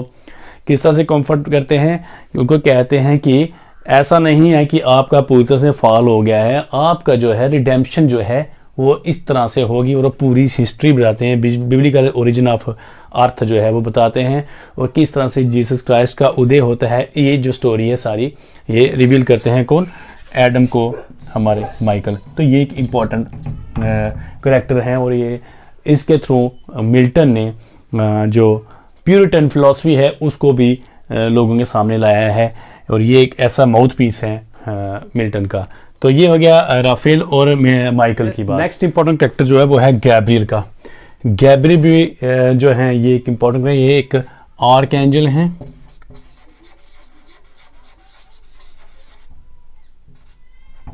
और ये एंजल ऑफ मर्सी माना गया है, और ये अपोजिट ऑफ माइकल हैं। माइकल जो एक फियर्स फाइटर था, जो योद्धा था, और उसको एंजल ऑफ जस्टिस माना गया है, लेकिन बाइबल में जो गैब्रियल है वो एंजल ऑफ मर्सी माने गए हैं। किसमें, अकॉर्डिंग टू बाइबल। तो ये बिब्लिकल स्टोरी है, बिब्लिकल ओरिजिन से है, तो इसलिए इस चीज़ को ये नाम वहीं से लिए गए हैं। न्यू टेस्टामेंट्स में गैब्रियल वो कैरेक्टर हैं जो अनाउंस करते हैं क्राइस्ट का, कमिंग ऑफ क्राइस्ट, वो जो उदय होगा जीसस क्राइस्ट का, उसके बारे में इन्होंने अनाउंस किया कि इनका he will born to mother Mary, जो है वर्जिन मैरी की बात होती है। तो वो गैब्रियल थे वो जो इसको अनाउंस करते हैं न्यू टेस्टामेंट के अंदर। इसी तरह से ये वही है जिन्होंने हम अगर पैराडाइज लॉस्ट की बात करें तो ये क्या हैं, गॉड हैं, किसके, ईडन गार्डन के जो गॉड हैं, ये इनको वहाँ ईडन गार्डन के ये गार्ड हैं, और ये पहली बार सैटर्न को वहाँ पकड़ते हैं जब पहली बार सैटर्न वहाँ पे एडम को इनक्रप्ट करने के लिए वहाँ पे पहुँचता है। तो ये फर्स्ट पर्सन थे, इसलिए ये इम्पॉर्टेंट हैं, और ये गॉड थे। इसी तरह से इनके साथ जुड़े हुए कैरेक्टर हैं एब्डील। एब्डील फर्स्ट वो कैरेक्टर, नहीं सॉरी एब्डील नहीं, इनके साथ जो जुड़े कैरेक्टर वो हैं यूरियल। यूरियल वो कैरेक्टर हैं जो पहली बार जब सैटर्न वहाँ पे घुसता है गार्डन ऑफ ईडन में, तो वो चेरब बन के आता है। आप ये इंपॉर्टेंट पॉइंट है, ये बार बार पढ़ा होगा कहीं भी आपने। वो चेरब बन के आता है, ट्रिक करके वहाँ से निकल जाता है, और लेकिन वो यूरियल जल्द ही रियलाइज कर लेता है कि यहाँ पे कोई घुसपैठिया आ चुका है, कहाँ पे, गार्डन ऑफ ईडन में। तो वो जल्द ही अपनी गलती रियलाइज करता है, और फटाफट दौड़ के ये जाके इन्फॉर्म किसको करता है, गैब्रियल को, क्योंकि ये क्या है, गार्ड है यहाँ पे। तो गैब्रियल जो है गेट का गार्ड है, कहता है यहाँ पे कोई घुसपैठिया घुस गया है, कोई इंटरलोपर आ गया है, तो वो उनको इन्फॉर्म करता है। तो ये यूरियल और इनका दोनों कैरेक्टर जो है मिलता जुलता है। और एब्डील वो फर्स्ट कैरेक्टर हैं जो कॉन्फ्रंट करते हैं सैटर्न को, और उसको वहाँ से बाहर निकाल देते हैं, और उसकी बात को अपोज करते हैं सैटर्न को होस्ट करते हुए कि गॉड के खिलाफ जाना कभी भी जस्टिफाइड नहीं होगा, ये हमेशा गलत होगा। और एब्डील वो इनको फर्स्ट टाइम इनको कॉन्फ्रंट करते हैं सैटर्न को, और उसको धक्का मार के बैकवर्ड उनको धकेल देते हैं। ये हैं कुछ जो आर्क एंजल्स पूरे सारे कैरेक्टर लगभग इंपॉर्टेंट जो हैं। इसके अलावा जो है हम बात करेंगे, अब बहुत ही इंपॉर्टेंट कैरेक्टर है जो डिस्कस करने जा रहे हैं, वेरी इंपॉर्टेंट कैरेक्टर। जब भी पैराडाइज लॉस्ट की बात होती है तो वो है सैटर्न। तो अब हम सैटर्न को डिस्कस करेंगे। सैटर्न एक ऐसा कैरेक्टर जो एंटागोनिस्ट है, लेकिन उसको इतना ग्लोरीफाई किया है, इतने ज़्यादा उसको रोल प्ले इतना ज़्यादा मिला है कि उसके जो स्पीचेस हैं इतनी पावरफुल है, और इतना वो क्या इन्फ्लुएंसर है, अपनी काफ़ी जो है अपनी सेना इकट्ठी कर लेता है, गॉड के खिलाफ जो सिर उठाता है वो है सैटर्न। आइए एक इंपॉर्टेंट कैरेक्टर सैटर्न, इसको डिस्कस करते हैं एक फुली डिटेल में। ये इंपॉर्टेंट है हर तरह से, हर लिहाज से, तो हम इसको डिस्कस करते हैं सैटर्न को। तो Satan the most powerful character in the whole of the epic poetry, most powerful character, because in the first and second book only Saturn is a character that overshadows all the characters. So let's discuss Saturn one by one. Saturn is centralized character, in fact, especially in first and two book. He is centralized character, and Saturn is a powerful character. Is shown to a heroic level in initial books of the whole epic Paradise Lost. तो Saturn जब शुरू से दिखाया जाता है, उनकी characterisation इतनी strong है, उनकी विल पावर और इतने कॉम्पिटेंट हैं हर तरह से वो है, लेकिन उनकी जो कमी है वो एकमात्र कमी वो है कि वो रेबल बन जाते हैं अगेंस्ट द गॉड। तो इनको बहुत ज़्यादा हाई लेवल पे लेके गए हैं। इनको डिस्क्राइब पहली दो बुक्स में जो मिल्टन ने किया है वो काफ़ी ऊंचा उनको डिस्क्राइब किया है। आप यकीन मानेंगे कि वो जो जब वो उनको हेल में भेज जाता है, हेवन से उनको धकेल के बाहर निकाला जाता है, स्वर्ग से नर्क के द्वार नर्क दिखाया जाता है वहाँ पे, तो वहाँ पे वो इतने स्ट्रॉन्ग और डिटर्मिनेट दिखते हैं और इतने वेल एस्टेब्लिश, हालांकि हताश तो होते ही हैं, लेकिन उनकी जो स्पीचेस हैं दिखाई गई हैं मिल्टन द्वारा काफ़ी हाई रैंक्ड हैं वो। तो एक जैसे उनका डायलॉग है, जैसे व्हाट दो द फील्ड ही लॉस्ट, एक उनका है ना, वो बोलते हैं इसमें पैराडाइज लॉस्ट में उनकी एक लाइन आती है, व्हाट दो the field he lost all is not lost, सब कुछ नहीं खोया है, लेकिन क्या हुआ कि कुछ खोया है हमने, हमने एक फील्ड खो दिया, सब कुछ थोड़ा खो दिया। फिर वो उसके बाद और अगली लाइन में क्या बोलते हैं, द अनकॉन्करेबल विल, जो हमारी अपनी इच्छा शक्ति है वो तो नहीं हारे ना।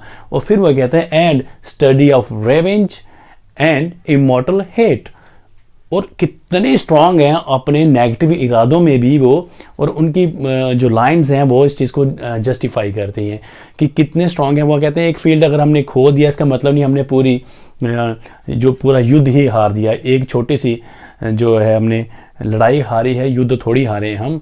हमारी जो विल पावर है वो इतनी स्ट्रांग है, उसको थोड़ी हरा सकते हैं ये लोग। और वो इतने स्ट्रांग अपनी विल पावर के साथ आते हैं और कहते हैं कि जो रेवेंज और हमारे अंदर जो इमॉर्टल, जो कभी मर ना सकने वाली जो नफरत है, उसको कैसे कोई जीत सकता है। तो उनके इन शब्दावली को आप देख सकते हैं कि वो कितने स्ट्रांग कैरेक्टर हैं। उसके बाद आप देखिए वो काफ़ी अपनी डिग्निटी में काफ़ी बिलीव करते हैं, क्योंकि वो गॉड के बाद जो उनका कैरेक्टर वो अपने आप को नेक्स्ट समझते थे वो थे सैटर्न, लेकिन बीच में उदय हो जाता, बीच में जो इंट्रोडक्शन होता है सन ऑफ गॉड का और उनका जो झुकाव उधर होता है, वहाँ से एनवी क्रिएट होती है और उनको गलत लगता है और उनको अपना जो प्राइड का अपने गर्व के साथ एक धक्का लगता है, तो इसलिए वो भगवान के खिलाफ युद्ध छेड़ देते हैं। और वो एक इन्फ्लुएंशियल पावर भी रखते हैं, तभी तो अपनी एक सेना इकट्ठी कर सके। तो जब वो युद्ध छेड़ देते हैं तो उसमें हार भी जाते हैं, लेकिन फिर भी हार के भी हार नहीं मानते। वो जब स्वर्ग से नर्क में धकेल जाते वहाँ भी वो अपना जो अभियान है जारी रखते हैं। और उनके अंदर एक डिग्निटी जो है मेंटेन रहती है कि वो एक एंजल हैं और एक फॉलन एंजल वहाँ से हो गए, उसका जो उनको आभास हमेशा रहता है। तो ये चीज़ यहाँ से जो उनकी एक लाइन है, ये मैंने यहाँ मेंशन की है, तो वो कहते हैं better to win in hell than serve in heaven, कि मैं नर्क का राजा बन के रहना चाहूँगा ना कि स्वर्ग में नौकर बन के। तो कहता है it is better to reign in hell than serve in heaven. तो काफ़ी स्ट्रॉन्ग स्पीचेस जो हैं वो मिल्टन ने इनके करैक्टर को दी हैं, सैटर्न के करैक्टर को। और उनकी स्ट्रॉन्ग कैपेबिलिटीज हैं जो उनकी उनमें वो आ जाता है कि वो काफ़ी कोरेजियस हैं और अपने जो बाद में जब अपने जो कंपेनियंस हैं उनके लिए भी वो फील करते हैं, काफ़ी सिंपैथेटिक भी हैं कि ये लोग कहाँ से कहाँ आ गए मेरी वजह से। हालांकि सब ने विद्रोह तो नहीं छेड़ा होता, इनके कहने पे वो उनका साथ देते हैं, तो उनके लिए फील भी करते हैं और एक फीलिंग भी रहते हैं। साथ ही साथ हमने समरी में जब पढ़ रहे थे हमने एक डिस्कस किया था कि वो जब पहली बार वहाँ एडम और ईव को गार्डन ऑफ ईडन में देखते हैं तो उनको देख वो काफ़ी पिटी फील करते हैं, क्या कितने इनोसेंट लोग हैं ये, उसको देख काफ़ी पिटी भी फील करते हैं। तो उनका करैक्टर एक तरह से है एक ग्रे शेड करैक्टर है, लेकिन बाद में बदल जाता है। पहली दो बुक्स में मिल्टन ने इनको बहुत हीरोइक लेवल तक उठाया है, फिर धीरे धीरे उनको जो है बाद में जाके उनका करैक्टर जो है गिराना शुरू किया। एक बार उन्होंने जो स्ट्रॉन्ग मेंटल कैपेबिलिटीज की एक उनकी लाइन है, the mind is its own place and in itself. The mind is its own place and in itself can make heaven of hell a hell of heaven. तो जो दिमाग है बंदे का, यही सब कुछ है। ये एक स्वर्ग को नर्क बना सकता है और नर्क को स्वर्ग बना सकता है। इट डिपेंड्स कि आप कैसा फील करते हैं, किस तरह का आपका जो है एटीट्यूड के बारे में यहाँ बात हो रही है। तो मैंने बताया कि जितने भी स्ट्रॉन्ग लाइनें हैं वो सारी जो है सैटर्न को ही मोस्टली मिली हुई हैं और काफ़ी एंथुस्टिक और ऑल दो बाद में इस चीज़ को जस्टिफाई करते हैं मिल्टन के ये काइंड ऑफ फेक होता है, क्योंकि अच्छाई होती है और बुराई होती है। तो ये नेगेटिव कैरेक्टर हैं तो नेगेटिव रहेंगे। क्रिटिक्स ने कई बार डिस्कस किया कि ऐसा क्यों लगता है कि सैटर्न ही हीरो हैं पैराडाइज लॉस्ट के। लगता है, शुरू में लगता है, लेकिन एक एपिक की ये होती हैं कि हीरोइक कैरेक्टरिस्टिक्स उसमें दिखाई जाती हैं, लेकिन उसका फॉल भी दिखाया गया है। तो सैटर्न, उसके बाद आप जानते हैं जब सैटर्न हेल में जाते हैं तो वहाँ जाके फिर प्लॉट करते हैं, पेंडेमोनियम में एक बहुत बड़ी स्पीच करते हैं सारे साथ मिलके। तो एक विद्रोह छेड़ देते हैं, कहते हैं हमने किस तरह से पहली लड़ाई तो हार चुके होते हैं, किससे, सन ऑफ गॉड से, लेकिन अब दूसरी लड़ाई हम नया युद्ध छेड़ेंगे भगवान के खिलाफ और देखते हैं कि इस बार हमारी जीत निश्चित है। और वो अपने इरादों में कामयाब भी होते हैं मैन को इनकरप्ट करने में, तो वो अपने इरादों में कामयाब भी हो जाते हैं। जब लेटर बुक्स में आगे हम बढ़ते हैं, कैरेक्टर आगे बढ़ता है पैराडाइज लॉस्ट में, तो सैटर्न को फिर जो उनका प्राइड है जो शुरू में दिखाया गया था एक पॉजिटिव मैनर में, उसके बाद उनके प्राइड को स्टूपिडिटी के साथ कंपेयर करते हैं कि कर क्या रहे हो आप, भगवान के खिलाफ विद्रोह, गलत का साथ, और गलत का कब तक सही रह सकता है, गलत को कितना आप सही ठहरा सकते हैं। इवन के बाद में ये भी बताया कि उनकी स्पीचेस में उनमें खुद में थोड़ा सा बदलाव, वो गलत महसूस करना शुरू कर देते हैं। जैसे वो कहते हैं which way I fly is hell, myself am hell, और अब ये अपने बुरे कैरेक्टर में पूरी तरह से आ जाते हैं। तो ये जो है सैटर्न की जो अपने आप को उन्होंने मानते कि जिस रास्ते में चल रहा हूँ वो क्या है, नर्क का द्वार है और मैं भी अपने आप में एक नर्क ही हूँ। तो ये बहुत ही इंपॉर्टेंट लाइन है, which way I fly is hell, myself am hell. तो भगवान के खिलाफ विद्रोह करने में वो कामयाब हो रहते हैं। किस तरह से उनकी जो सबसे प्यारी क्रिएशन है, उनकी जो सबसे डियरेस्ट कृति है, उसको इनकरप्ट करने में वो जाते हैं। और इनके पास बहुत सारी ताकतें बताई गई हैं। ये अपने रूप बदल सकते हैं अलग अलग तरह के। हाँ, आपने देखा चेरब बन के जाते हैं, सरपेंट बन के जाते हैं ना, सांप बन के जाते हैं। तो इनके पास अपने रूप बदलने के सारे जो हैं उनके हथकंडे हैं, काफ़ी पावरफुल दिखाए गए। साथ साथ इनका जो गोल होता है वो उस गोल वही है कि वो भगवान के खिलाफ रेवेंज, ठीक है, प्राइड को दिखाया गया है। एक और चीज़ में दिखाई गई है, उनकी जो खिलाफ भगवान की खिलाफत करते हैं, जब उनका विद्रोह छेड़ते हैं तो वहाँ से उपज होती है उनकी बेटी, जो डॉटर बताई है, दैट इज सिन। ये मैंने पहले भी डिस्कस किया था, सिन इनकी जो है ये डॉटर है सैटर्न की। और सिन के साथ ही इमोरल और इंसेस्टियस रिलेशनशिप होते हैं इनके। इंसेस्टियस आप समझ सकते हो, जब रिलेशनशिप विद इन रिलेशंस होते हैं, immoral relationship, preferably they are physical relations. तो वो होते हैं उनके किसके साथ, सिन के साथ, जो अपनी डॉटर है उसे अपने इमोरल रिलेशनशिप बनाते हैं। तो वहाँ से उदय होता है डेथ, जो सन ऑफ, ये सन है, सन ऑफ सैटर्न। तो इमोरल कैपेबिलिटीज यहाँ पे सामने आ जाती हैं। काफ़ी घुमा फिरा के बात भी करें तो एट द एंड ऑफ ये डे जो है ये सैटर्न जो है ये विलेन ही साबित होते हैं। इनको हम हीरो ऑफ द प्ले नहीं कहा जा सकता जो सैटर्न है। और हीरो ऑफ द प्ले की बात जब भी आएगी, हीरो ऑफ जो पोइम इसकी पैराडाइज लॉस्ट का, वो हमेशा मैं एडम और ईव को माना जाता है।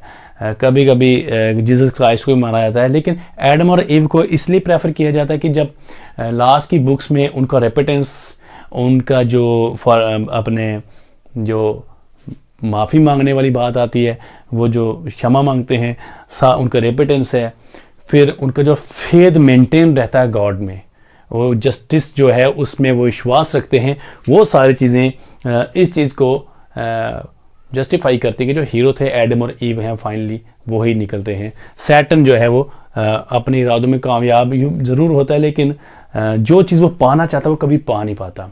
वो स्वर्ग पे राज करना चाहता है लेकिन वो नहीं कर पाता है, लेकिन वो स्ट्रांग हैं, इन्फ्लुएंशियल हैं, ये चीज़ अलग है। वो काफ़ी इंटेलेक्चुअल थे, उनमें काफ़ी ज़्यादा खूबियाँ थी, लेकिन वो खूबियाँ थी नेगेटिव पार्ट में, उनके ग्रे साइड पे थी, जबकि पॉजिटिव साइड वाइट साइड में वो नहीं आ रही थी। तो इसलिए सैटर्न जो है ये इंपॉर्टेंट कैरेक्टर हैं, इसके बारे में जितना बात करें उतना कम है। अभी के लिए इतना ही बात करते हैं, क्योंकि काफ़ी जितनी डिटेल हम बढ़ते जाएंगे तो इसके नए नए क्वेश्चन निकलते ही जाते हैं। इन पे काफ़ी सैटर्न पे काफ़ी ज़्यादा डिस्कशन हुई भी हैं, होती रहती हैं, क्रिटिक्स आज भी इनको डिस्कस करते हैं। मिल्टन सैटर्न कहा जाता है, ये जो मिल्टन का सैटर्न माना जाता है, क्योंकि मिल्टन ने अपनी तरह से इनको प्रेजेंट किया है, अपने तरीके से इनको प्रेजेंट किया, तो सैटर्न इसलिए इंपॉर्टेंट है। इनको इनके जो रेबल्स थे ये लूसीफर मानते थे। लूसीफर आपको याद होगा, लूसीफर ये एंजल्स का नाम है और ये अपना लूसीफर ये मानते थे। तो finally this is what we have, ये है हमारे पास लूसीफर है। देन इंपॉर्टेंट कैरेक्टर्स में सैटर्न जो है it is very much important. So let's discuss other his companions, few of his companions they who are very important, जो devils हैं उनके भी डिस्कस करते हैं। upon the devils the most important character is Beelzebub।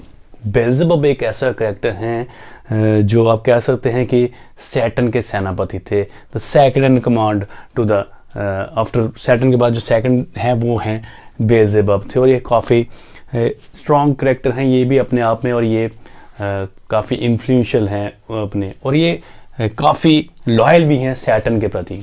और इनको एक और टाइटल भी दिया गया है, लॉर्ड ऑफ फ्लाइज का टाइटल भी इनको दिया जाता है। लॉर्ड ऑफ फ्लाइज आप समझ सकते हो, अपने ये जो विलियम गोल्डिंग का जो लॉर्ड ऑफ फ्लाइज नॉवल है उसमें भी आपने इसका जिक्र पढ़ा होगा। लॉर्ड ऑफ फ्लाइज ये ईविल को रिप्रेजेंट करती है, ये चीज़ ईविल को रिप्रेजेंट करता है बेल्जेबब, और ये सेकंड कमांड है, और लॉर्ड ऑफ फ्लाइज का उनका टाइटल भी मिला है। उसके बाद हमारे पास अगला जो कैरेक्टर है बिलियर का है। ये विकेटनेस को, डिस्ट्रक्शन को और इम्प्योरिटी को अकॉर्डिंग, ये विकेटनेस और डिस्ट्रक्शन को करते हैं, और इम्प्योरिटी ये मिल्टन के अकॉर्डिंग है कि ये इन चीज़ों को रिप्रेजेंट करते हैं। देन मैमन है। मैमन जो है ये बाइबल में जो है ये किंग ऑफ डेमन माने जाते हैं, लेकिन और ये वेल्थ के भी रिप्रेजेंटेटिव है, लेकिन जो इसमें मिल्टन ने भी इनको कुछ ऐसे मिलता जुलता ही दिखाया है। और ये least erected among the fallen angels, इसको एक टाइटल मिला हुआ है, ये लीस्ट इरेक्टेड। ये काफ़ी लेजी हैं, और जब भी ये बात करते हैं वेल्थ की बात करते हैं, इनका अटैक हमेशा वेल्थ पे रहता है। ये यहाँ तक कहते हैं कि हम उनसे वार ना करके, स्वर्ग वालों से भगवान के खिलाफ वार ना करके, हम उनका क्या करते हैं, सारा गोल्ड और जो सारे मनी है वो लूट लेते हैं, जितनी उनकी जो वेल्थ है उसको लूट लेते हैं। ये काफ़ी लेजी कैरेक्टर है मैमन। इसके अलावा और भी कुछ मौला अच्छे कैरेक्टर है। मुल्सिबर, ये जो पेंडेमोनियम जहाँ पैलेस दिखाया गया उसके आर्किटेक्ट हैं मुल्सिबर। तो ऐसे कुछ छोटे छोटे माइनर कैरेक्टर्स भी हैं, और इंपॉर्टेंट कैरेक्टर्स हमने डिस्कस कर लिए हैं। तो फ्रेंड्स अब जो पेंडिंग है हमारे पास वो हैं थीम्स ऑफ पैराडाइज लॉस्ट। ये एक इंपॉर्टेंट क्वेश्चन है, जितने भी पैराडाइज लॉस्ट में जितने थीम्स हैं उनको डिस्कस करना भी बहुत ज़रूरी है। उसके लिए हम अपने अगले क्लास में हम उसकी डिस्कशन करेंगे।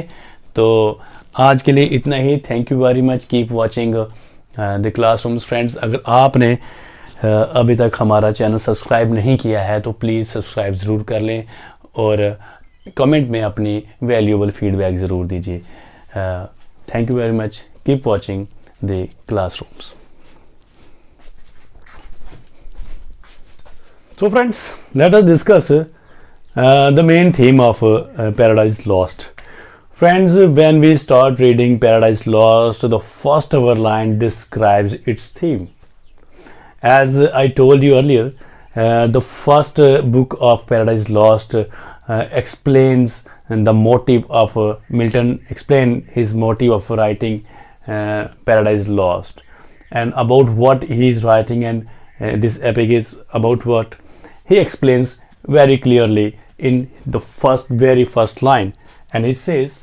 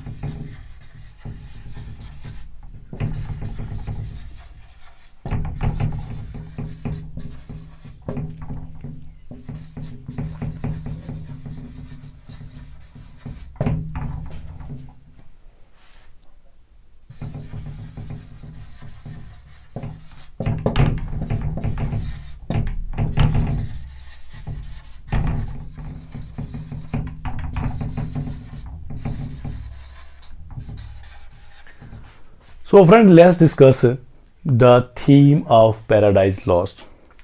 Friends, when we start reading Paradise Lost, the very first line of the poem describes itself the theme of the Paradise Lost. Milton clears his intentions in the very first book. I also told you earlier that he also attached some additional pages named as the argument in the book first in his later edition, and he talks about the themes, his purpose, motive, and everything in the first book. And the very first line of man's first disobedience and the fruit of that forbidden tree, whose mortal taste brought that into the world and all our woe. So these lines describe the main theme of the Paradise Lost.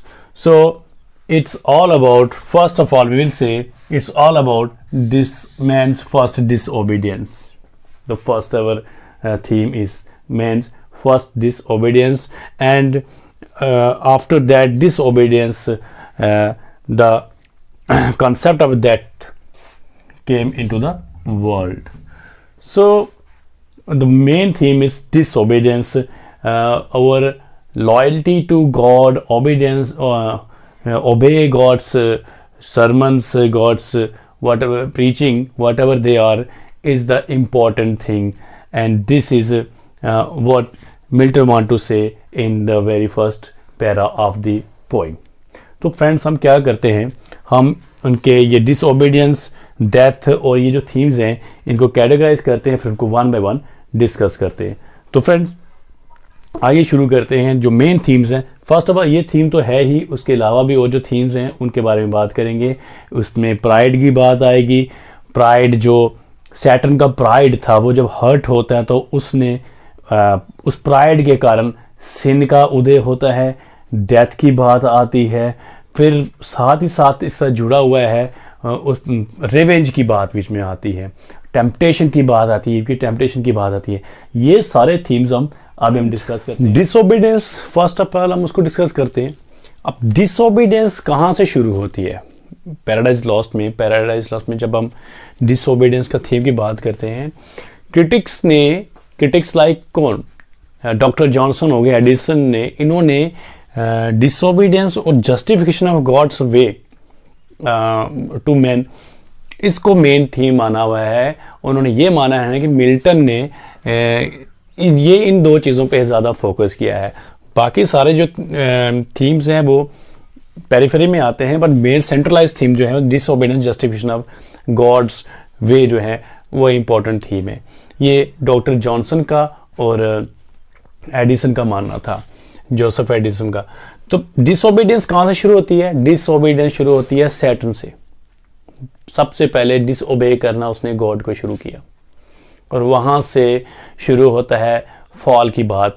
अब वो angel, arc angel होने के बावजूद उसको वहाँ से जो है हेवन से बाहर निकाला जाता है।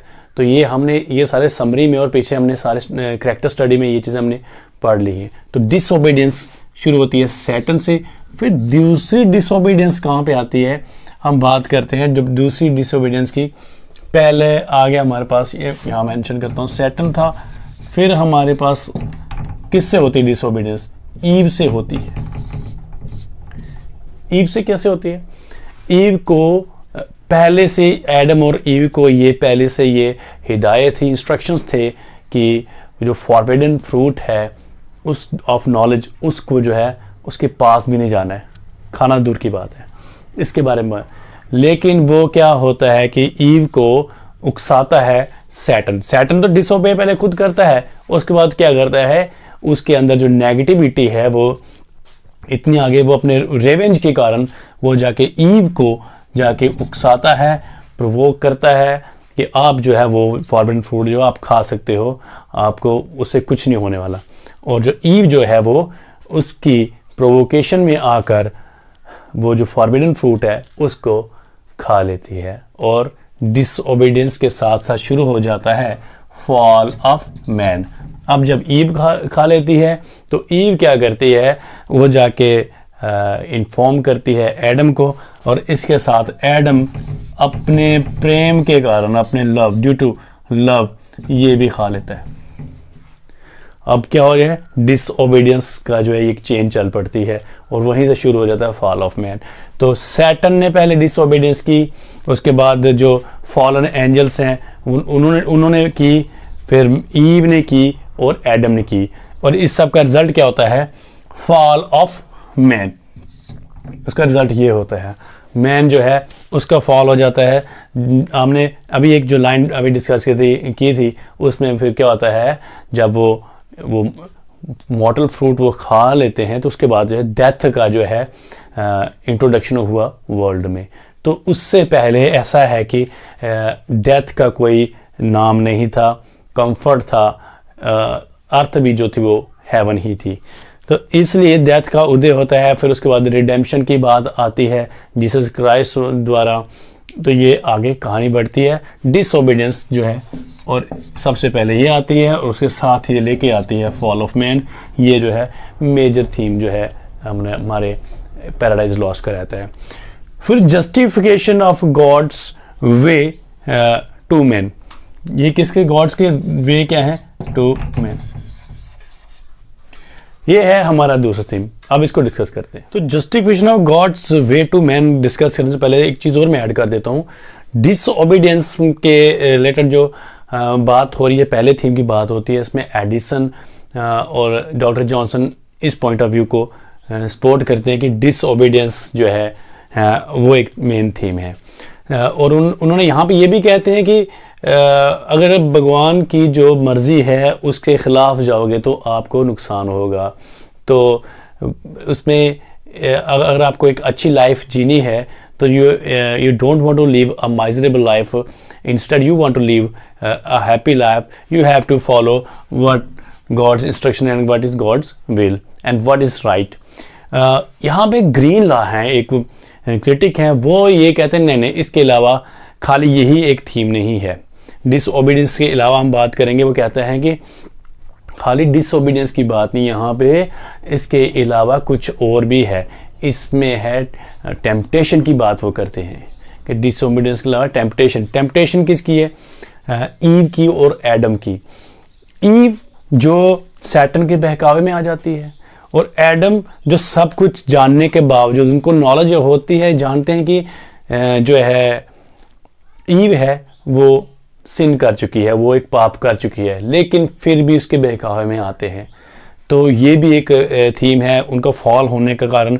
अगर ईव ने वो टेम्पटेशन में आके वो फ्रूट किसी के बहकावे, प्रोवोकेशन में आकर वो फ्रूट ऑफ जो नॉलेज उसको टेस्ट कर लिया था, तो एडम ने तो किसी का बहकावा नहीं था, जानबूझ के किया था।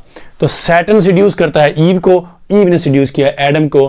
तो यहाँ पे ईव को उसकी इस चीज़ के लिए भी बोला गया है, जो ईव है वो विकेड माइंडेड थी, वो थोड़ी वीक थी, तो उसका मेंटल बैलेंस जो था वो एडम से ज़्यादा स्ट्रांग नहीं था। लेकिन अगर एडम का स्ट्रांग था, ये वीक माइंड थी, तो इसका जो मेंटल बैलेंस साइकोलॉजिकली इतनी स्ट्रांग नहीं थी, ये मेंटली इतनी परफेक्ट नहीं थी, फिर एडम ने क्यों किया, एडम उसके बहकावे में क्यों आया। तो यहाँ पे टेम्परेंस में टेम्पटेशन टेम्परेंस की बात आती है। ग्रीन ला इस चीज़ को सपोर्ट करते हैं। तो क्रिटिक्स का अलग अलग पॉइंट ऑफ व्यू है, उस चीज़ को आगे बढ़ाते हैं वो। हर क्रिटिक्स की अपनी सोच होती है। डिसओबीडियंस की बात जो है वो एक मेन थीम रहेगा। ये तो मिल्टन का खुद भी यही मानना है, तो उन्होंने पहले वर्ड्स ही यही यूज़ किए हैं, of man first disobedience and that forbidden fruit, ये बात की है उन्होंने। तो फॉरबिडन फ्रूट की बात आगे इसमें जस्टिफिकेशन ऑफ जो गॉड्स वे हैं, ये भी एक इम्पॉर्टेंट जो है, जो मैं बोला बहुत ही इम्पॉर्टेंट ये थीम है। ये क्रिटिक्स का ये मानना है कि ये भी एक मेजर थीम में आता है, और हम भी इस चीज़ को देखते हैं। जस्टिफिकेशन ऑफ गॉड्स पे भगवान ने सब कुछ दिया है, किसको, इंसान को एक इतनी अच्छी लाइफ दी है, मैन को इतनी अच्छी लाइफ दी है। ईव और एडम जो first woman, the first man, first human और द फर्स्ट मैन, और जिसको ईव जिसे मदर ऑफ ह्यूमन काइंड कहा जाता है, और जो एडम है वो फादर ऑफ ह्यूमन काइंड। इनको एक अच्छी लाइफ, एक अच्छी ज़िंदगी मिलती है और उसमें कोई दुख नहीं होता है। लेकिन वो भगवान के खिलाफ जाके डिसओबीडियंस करके क्या करते हैं कि वो अपनी ज़िंदगी में दुख, डेथ लेके आ जाते हैं, और इस तरह की इनको, हालांकि उसका बाद में इनको पछतावा भी होता है। ये रेपिटेंस की बात आएगी, ये और रेवेंज की बात है, ये भी कुछ थीम्स हैं। इसमें सैटर्न के प्राइड की बात भी आएगी, हम करें आगे। तो जस्टिफिकेशन ऑफ जो, और ये दोनों मिलते जुलते थीम है, एक दूसरे पे इंटरडिपेंडेंट थीम है। अब जस्टिफिकेशन क्या है कि आपको भगवान की मर्जी के खिलाफ नहीं जाना है। पर यहाँ पे टेम्परेंस की बात जो ग्रीन ला ने कही थी, उसको भी बात सामने आती है, क्योंकि वो उन्होंने ठीक कहा था, खाली डिसओबीडियंस नहीं है इसमें, उसके अलावा टेम्परेंस की जो बात है वो भी है। क्या है कि अगर भगवान ने इंसान को सब कुछ दिया है और वो भगवान अंतर्यामी है, सब कुछ जानता है, तो उसने इंसान को ये गलती करने ही क्यों दी। वहां पे कंसेप्ट आता है फेट और फ्री विल का। अब ये सारे थीम्स आपस में इंटरडिपेंडेंट है, एक थीम से दूसरा थीम निकल के आ रहा है। तो वहां पे इसका डिस्कशन भी आती है, फ्री विल, कि भगवान ने सब कुछ दिया है, लेकिन अपने दिमाग का इस्तेमाल किसने करना है, मैन ने करना है।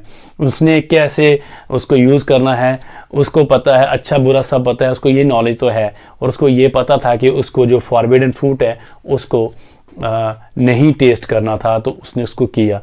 तो यहाँ लेकिन फ्री विल उसकी है, भगवान ने इंसान को फ्री विल दी हुई है, वो अपने विवेक के अनुसार उसको इस्तेमाल कर सकता है। तो यहाँ पे जस्टिफिकेशन ऑफ गॉड्स वे हैं, फेट की बात आ गई। गुड वर्सेस इवल की भी एक थीम है इसमें।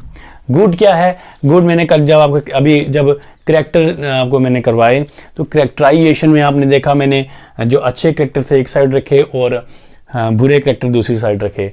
तो गॉड रिप्रेजेंट कर रहे हैं अच्छाई को, आर्क एंजल्स कर रहे हैं अच्छाई को रिप्रेजेंट कर रहे हैं, वहीं पे दूसरी तरफ बुराई को रिप्रेजेंट कौन कर रहा है, हमारे जो डेविल्स हैं, डेमन्स हैं, वो रिप्रेजेंट कर रहे हैं, फॉलन एंजल जिनको कहा गया है, तो वो उसको रिप्रेजेंट कर रहे हैं। तो ये आ रहा है गुड वर्सेस एविल का। फिर रेपिटेंस की बात आती है। रेपिटेंस की जब बात आती है, ये पश्चाताप की बात है, ये कौन करता है, ये ईव और एडम ही करते हैं। और यही क्यों करते हैं, क्योंकि ये डिसओबीडियंस जो उन्होंने की है उसका इनको पछतावा होता है, और उसके बाद ये सब जो है उनके साथ गलत घटनाएं जो घटती हैं। तो रेपिटेंस भी एक मेजर थीम आता है। रेवेंज, सैटर्न का रेवेंज। अब सैटर्न का रेवेंज कैसे निकला, अब यहाँ पे एक और थीम ऐड हो जाता है। यहाँ पे सैटर्न का जो प्राइड है, उसका जो घमंड है, शुरू में पहली 2 बुक्स में ऐसा लगता है कि ये अपनी डिग्निटी के लिए लड़ रहा है, कि वो अच्छा एक आर्क एंजल होने के बावजूद फिर वो नर्क में रह रहा है, वो अपनी डिग्निटी के लिए लड़ रहा है। लेकिन धीरे धीरे जब कहानी रिवील होती है, सारी स्टोरी रिवील होती है, वहाँ और एक टाइम पे खुद वो फील करना शुरू करता है, अपने को लो फील करना शुरू करता है, जो वो कहता है कि आई एम द हेल, मैं ही हेल हूँ, मैं ही नर्क हूँ, इन दैट केस उसका प्राइड, ये उसकी नेगेटिविटी होती है, वहाँ से रिवेंज की उत्पत्ति होती है और एक सिंबॉलिकली रिप्रेजेंट किया जाता है जो सिन है वो उसकी डॉटर है, वहाँ से सिन की उत्पत्ति होती है, पाप का उदय होता है वहाँ पे, वहाँ से डेथ की उत्पत्ति होती है। अब देखो ये, और वहाँ से इमोरलिटी की बात भी आती है, वो जो उनका इंसेस्चुअस जो रिलेशनशिप है उनकी बात भी आती है। तो ये सारे थीम्स इसमें डिस्कस किए गए हैं। थीम का ये है कि आप जितना इसको स्टडी करोगे और थीम निकलते जाते हैं। मेजर थीम्स कुछ ये हैं, ये बहुत इंपॉर्टेंट थीम्स हैं जो इसमें हमारे पैराडाइज लॉस्ट के हैं, इनकी बात हो रही है।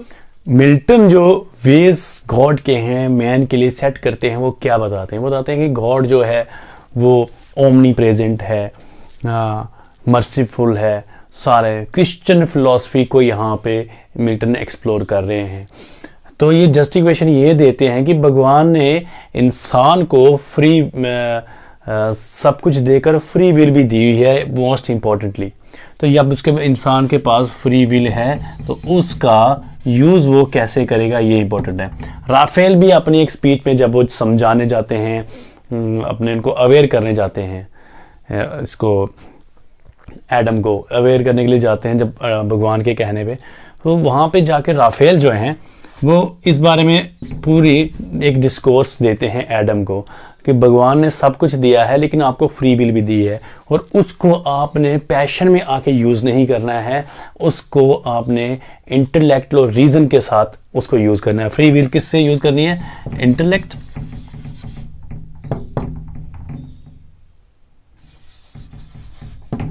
और रीज़न, ये दो चीज़ें जो हैं इनका यूज़ करना है आपने, इंटेलेक्ट का और रीज़न का, तो फिर जाके आपने अपने फ्री विल को यूज़ करना है।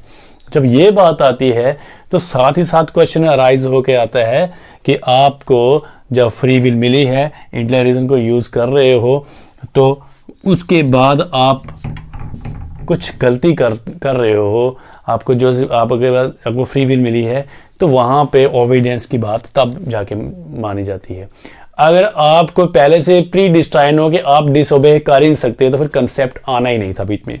तो यहाँ पे आपका जो टेम्परामेंट है उसको बैलेंस में लाना है, अपनी टेम्पटेशन को मतलब जो है कंट्रोल करना, वो इम्पॉर्टेंट था। ये सारी बातें इसमें होती हैं। साथ ही साथ हम क्या करते हैं, जब जस्टिफिकेशन की बात आ रही है, भगवान इंसान के लिए और क्या रास्ते बनाए हैं, उसमें और कौन से वेज उसने जस्टिफाई किए हैं, और जस्टिफाई करते हैं कि जब मैन से गलती होती है और उसके बाद साथ ही साथ रिपेटेंस भी, पश्चाताप भी करते हैं और उसकी अपनी, पहले तो आपस में लड़ते हैं, बाद में रिकनसाइल करते हैं और फिर अपनी गलती मान लेते हैं, तो उसको जैसे कि सैटर्न को हेल में भेजा गया था, मैन को नहीं भेजा जाता है। सैटर्न को सीधा हेल में, क्योंकि उसमें प्राइड भी साथ में इन्वॉल्व हो जाता है, लेकिन मैन को नहीं भेजा जाता है, एडम को नहीं भेजा जाता है। तो ये सिर्फ उनको यह है कि उनको हेवन से निकाल दिया जाता है, लेकिन उनको हेल में नहीं भेजा जाता है। उनकी रिडेम्पशन की जो है कॉन्सेप्ट वहाँ पे आता है और रिडेम्पशन की बात होती है। तो जीसस क्राइस्ट आएंगे और रिडेम्पशन करेंगे, इसकी स्टोरी जो है बताते हैं, अर्थ का उदय कैसा हुआ, ये सब जब माइकल जो है ये सारी बातें बता रहे होते हैं। तो वहाँ पे ये चीज़ एक क्लियर हो जाती है कि अगर रेपिटेंस है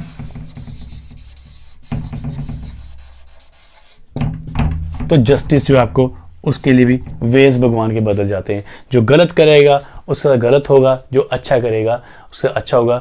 ये गुड वर्सेस इविल की भी साथ में जो सारे कंसेप्ट इसमें क्लियर हो जाते हैं। तो फ्रेंड्स ये थे इंपॉर्टेंट थीम्स।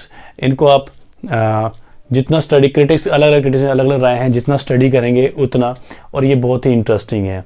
कभी एक बार मौका मिले तो आप ओरिजिनल टेक्स्ट ज़रूर पढ़िए, काफ़ी इसमें शानदार है। और मिल्टन की जो प्यूरिटन फिलॉसफी है वो इसमें से झलकती है प्रॉपरली।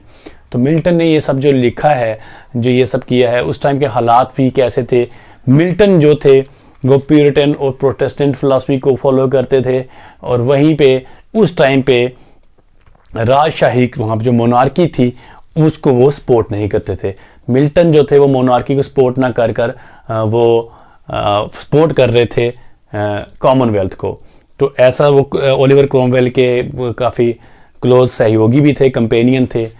तो इसके बाद और एक कॉमनवेल्थ का पीरियड ब्रिटिश जो हिस्ट्री में आया भी, लेकिन उसके बाद क्या होता है, रिस्टोरेशन हो जाती है। चार्ल्स सेकंड जब आके रिस्टोर कर लेते हैं और उनको पनिश भी किया जाता है। कभी कभी ऐसा भी कहा, क्रिटिक्स मानते हैं जो सैटर्न का जो कैरेक्टर है वो रेबेलियन बनता है, वो चीज़ जो है वो इसमें भी उसमें कुछ ऑटोबायोग्राफिकल टच है मिल्टन का, ऐसा माना जाता है, क्योंकि ये भी रेबेलियन टर्न हो गए थे चार्ल्स फर्स्ट के अगेंस्ट, तो उन्होंने उसको कभी सपोर्ट नहीं किया था और कॉमनवेल्थ को सपोर्ट करते थे। बहरहाल ये तो बहुत सारी ऐसी बातें हैं, ऐसे पहलू अगर सबको छूने जाएंगे तो काफ़ी मुश्किल हो जाता है कि एक इतने वीडियो में। ऑलरेडी ये वीडियो काफ़ी लंबा है, अगर आप पूरा देखेंगे तो आपको मैक्सिमम कंसेप्ट जो हैं रिगार्डिंग पैराडाइज लॉस्ट के वो क्लियर हो जाएंगे। लेकिन फिर भी हम क्या कर रहे हैं कि इसको कंक्लूड करने के लिए हमें लगता है कि मुझे फिर भी लगता है कि ये अब उतना पूरा नहीं हुआ है। लेकिन आप कुछ सेल्फ स्टडी भी कीजिए, नेट के पॉइंट ऑफ व्यू से ये यहाँ से क्वेश्चन निकलते हैं, सेट से यहाँ से क्वेश्चन हैं, पीजी में ये हर यूनिवर्सिटी के करिकुलम का एक इम्पॉर्टेंट हिस्सा है द पैराडाइज लॉस्ट। तो फ्रेंड्स आप हमारे चैनल देखते रहिए, और अपडेट्स के लिए आप बेल आइकन दबा के रखिए ताकि आपको नोटिफिकेशन हमारे मिलते रहे। तो अगर अभी तक आपने सब्सक्राइब नहीं किया है तो प्लीज़ सब्सक्राइब ज़रूर कीजिए, और कमेंट्स में अपने वैल्यूबल फीडबैक ज़रूर दीजिए। तो फ्रेंड्स आज के लिए इतना ही। कैसा लगा आज का वीडियो, आपकी राय बहुत इम्पोर्टेंट रहने वाली है। Thank you very much, keep watching the classrooms. फिर मिलेंगे आपके साथ एक नए वीडियो में एक नए टॉपिक पे। तो आज के लिए इतना ही।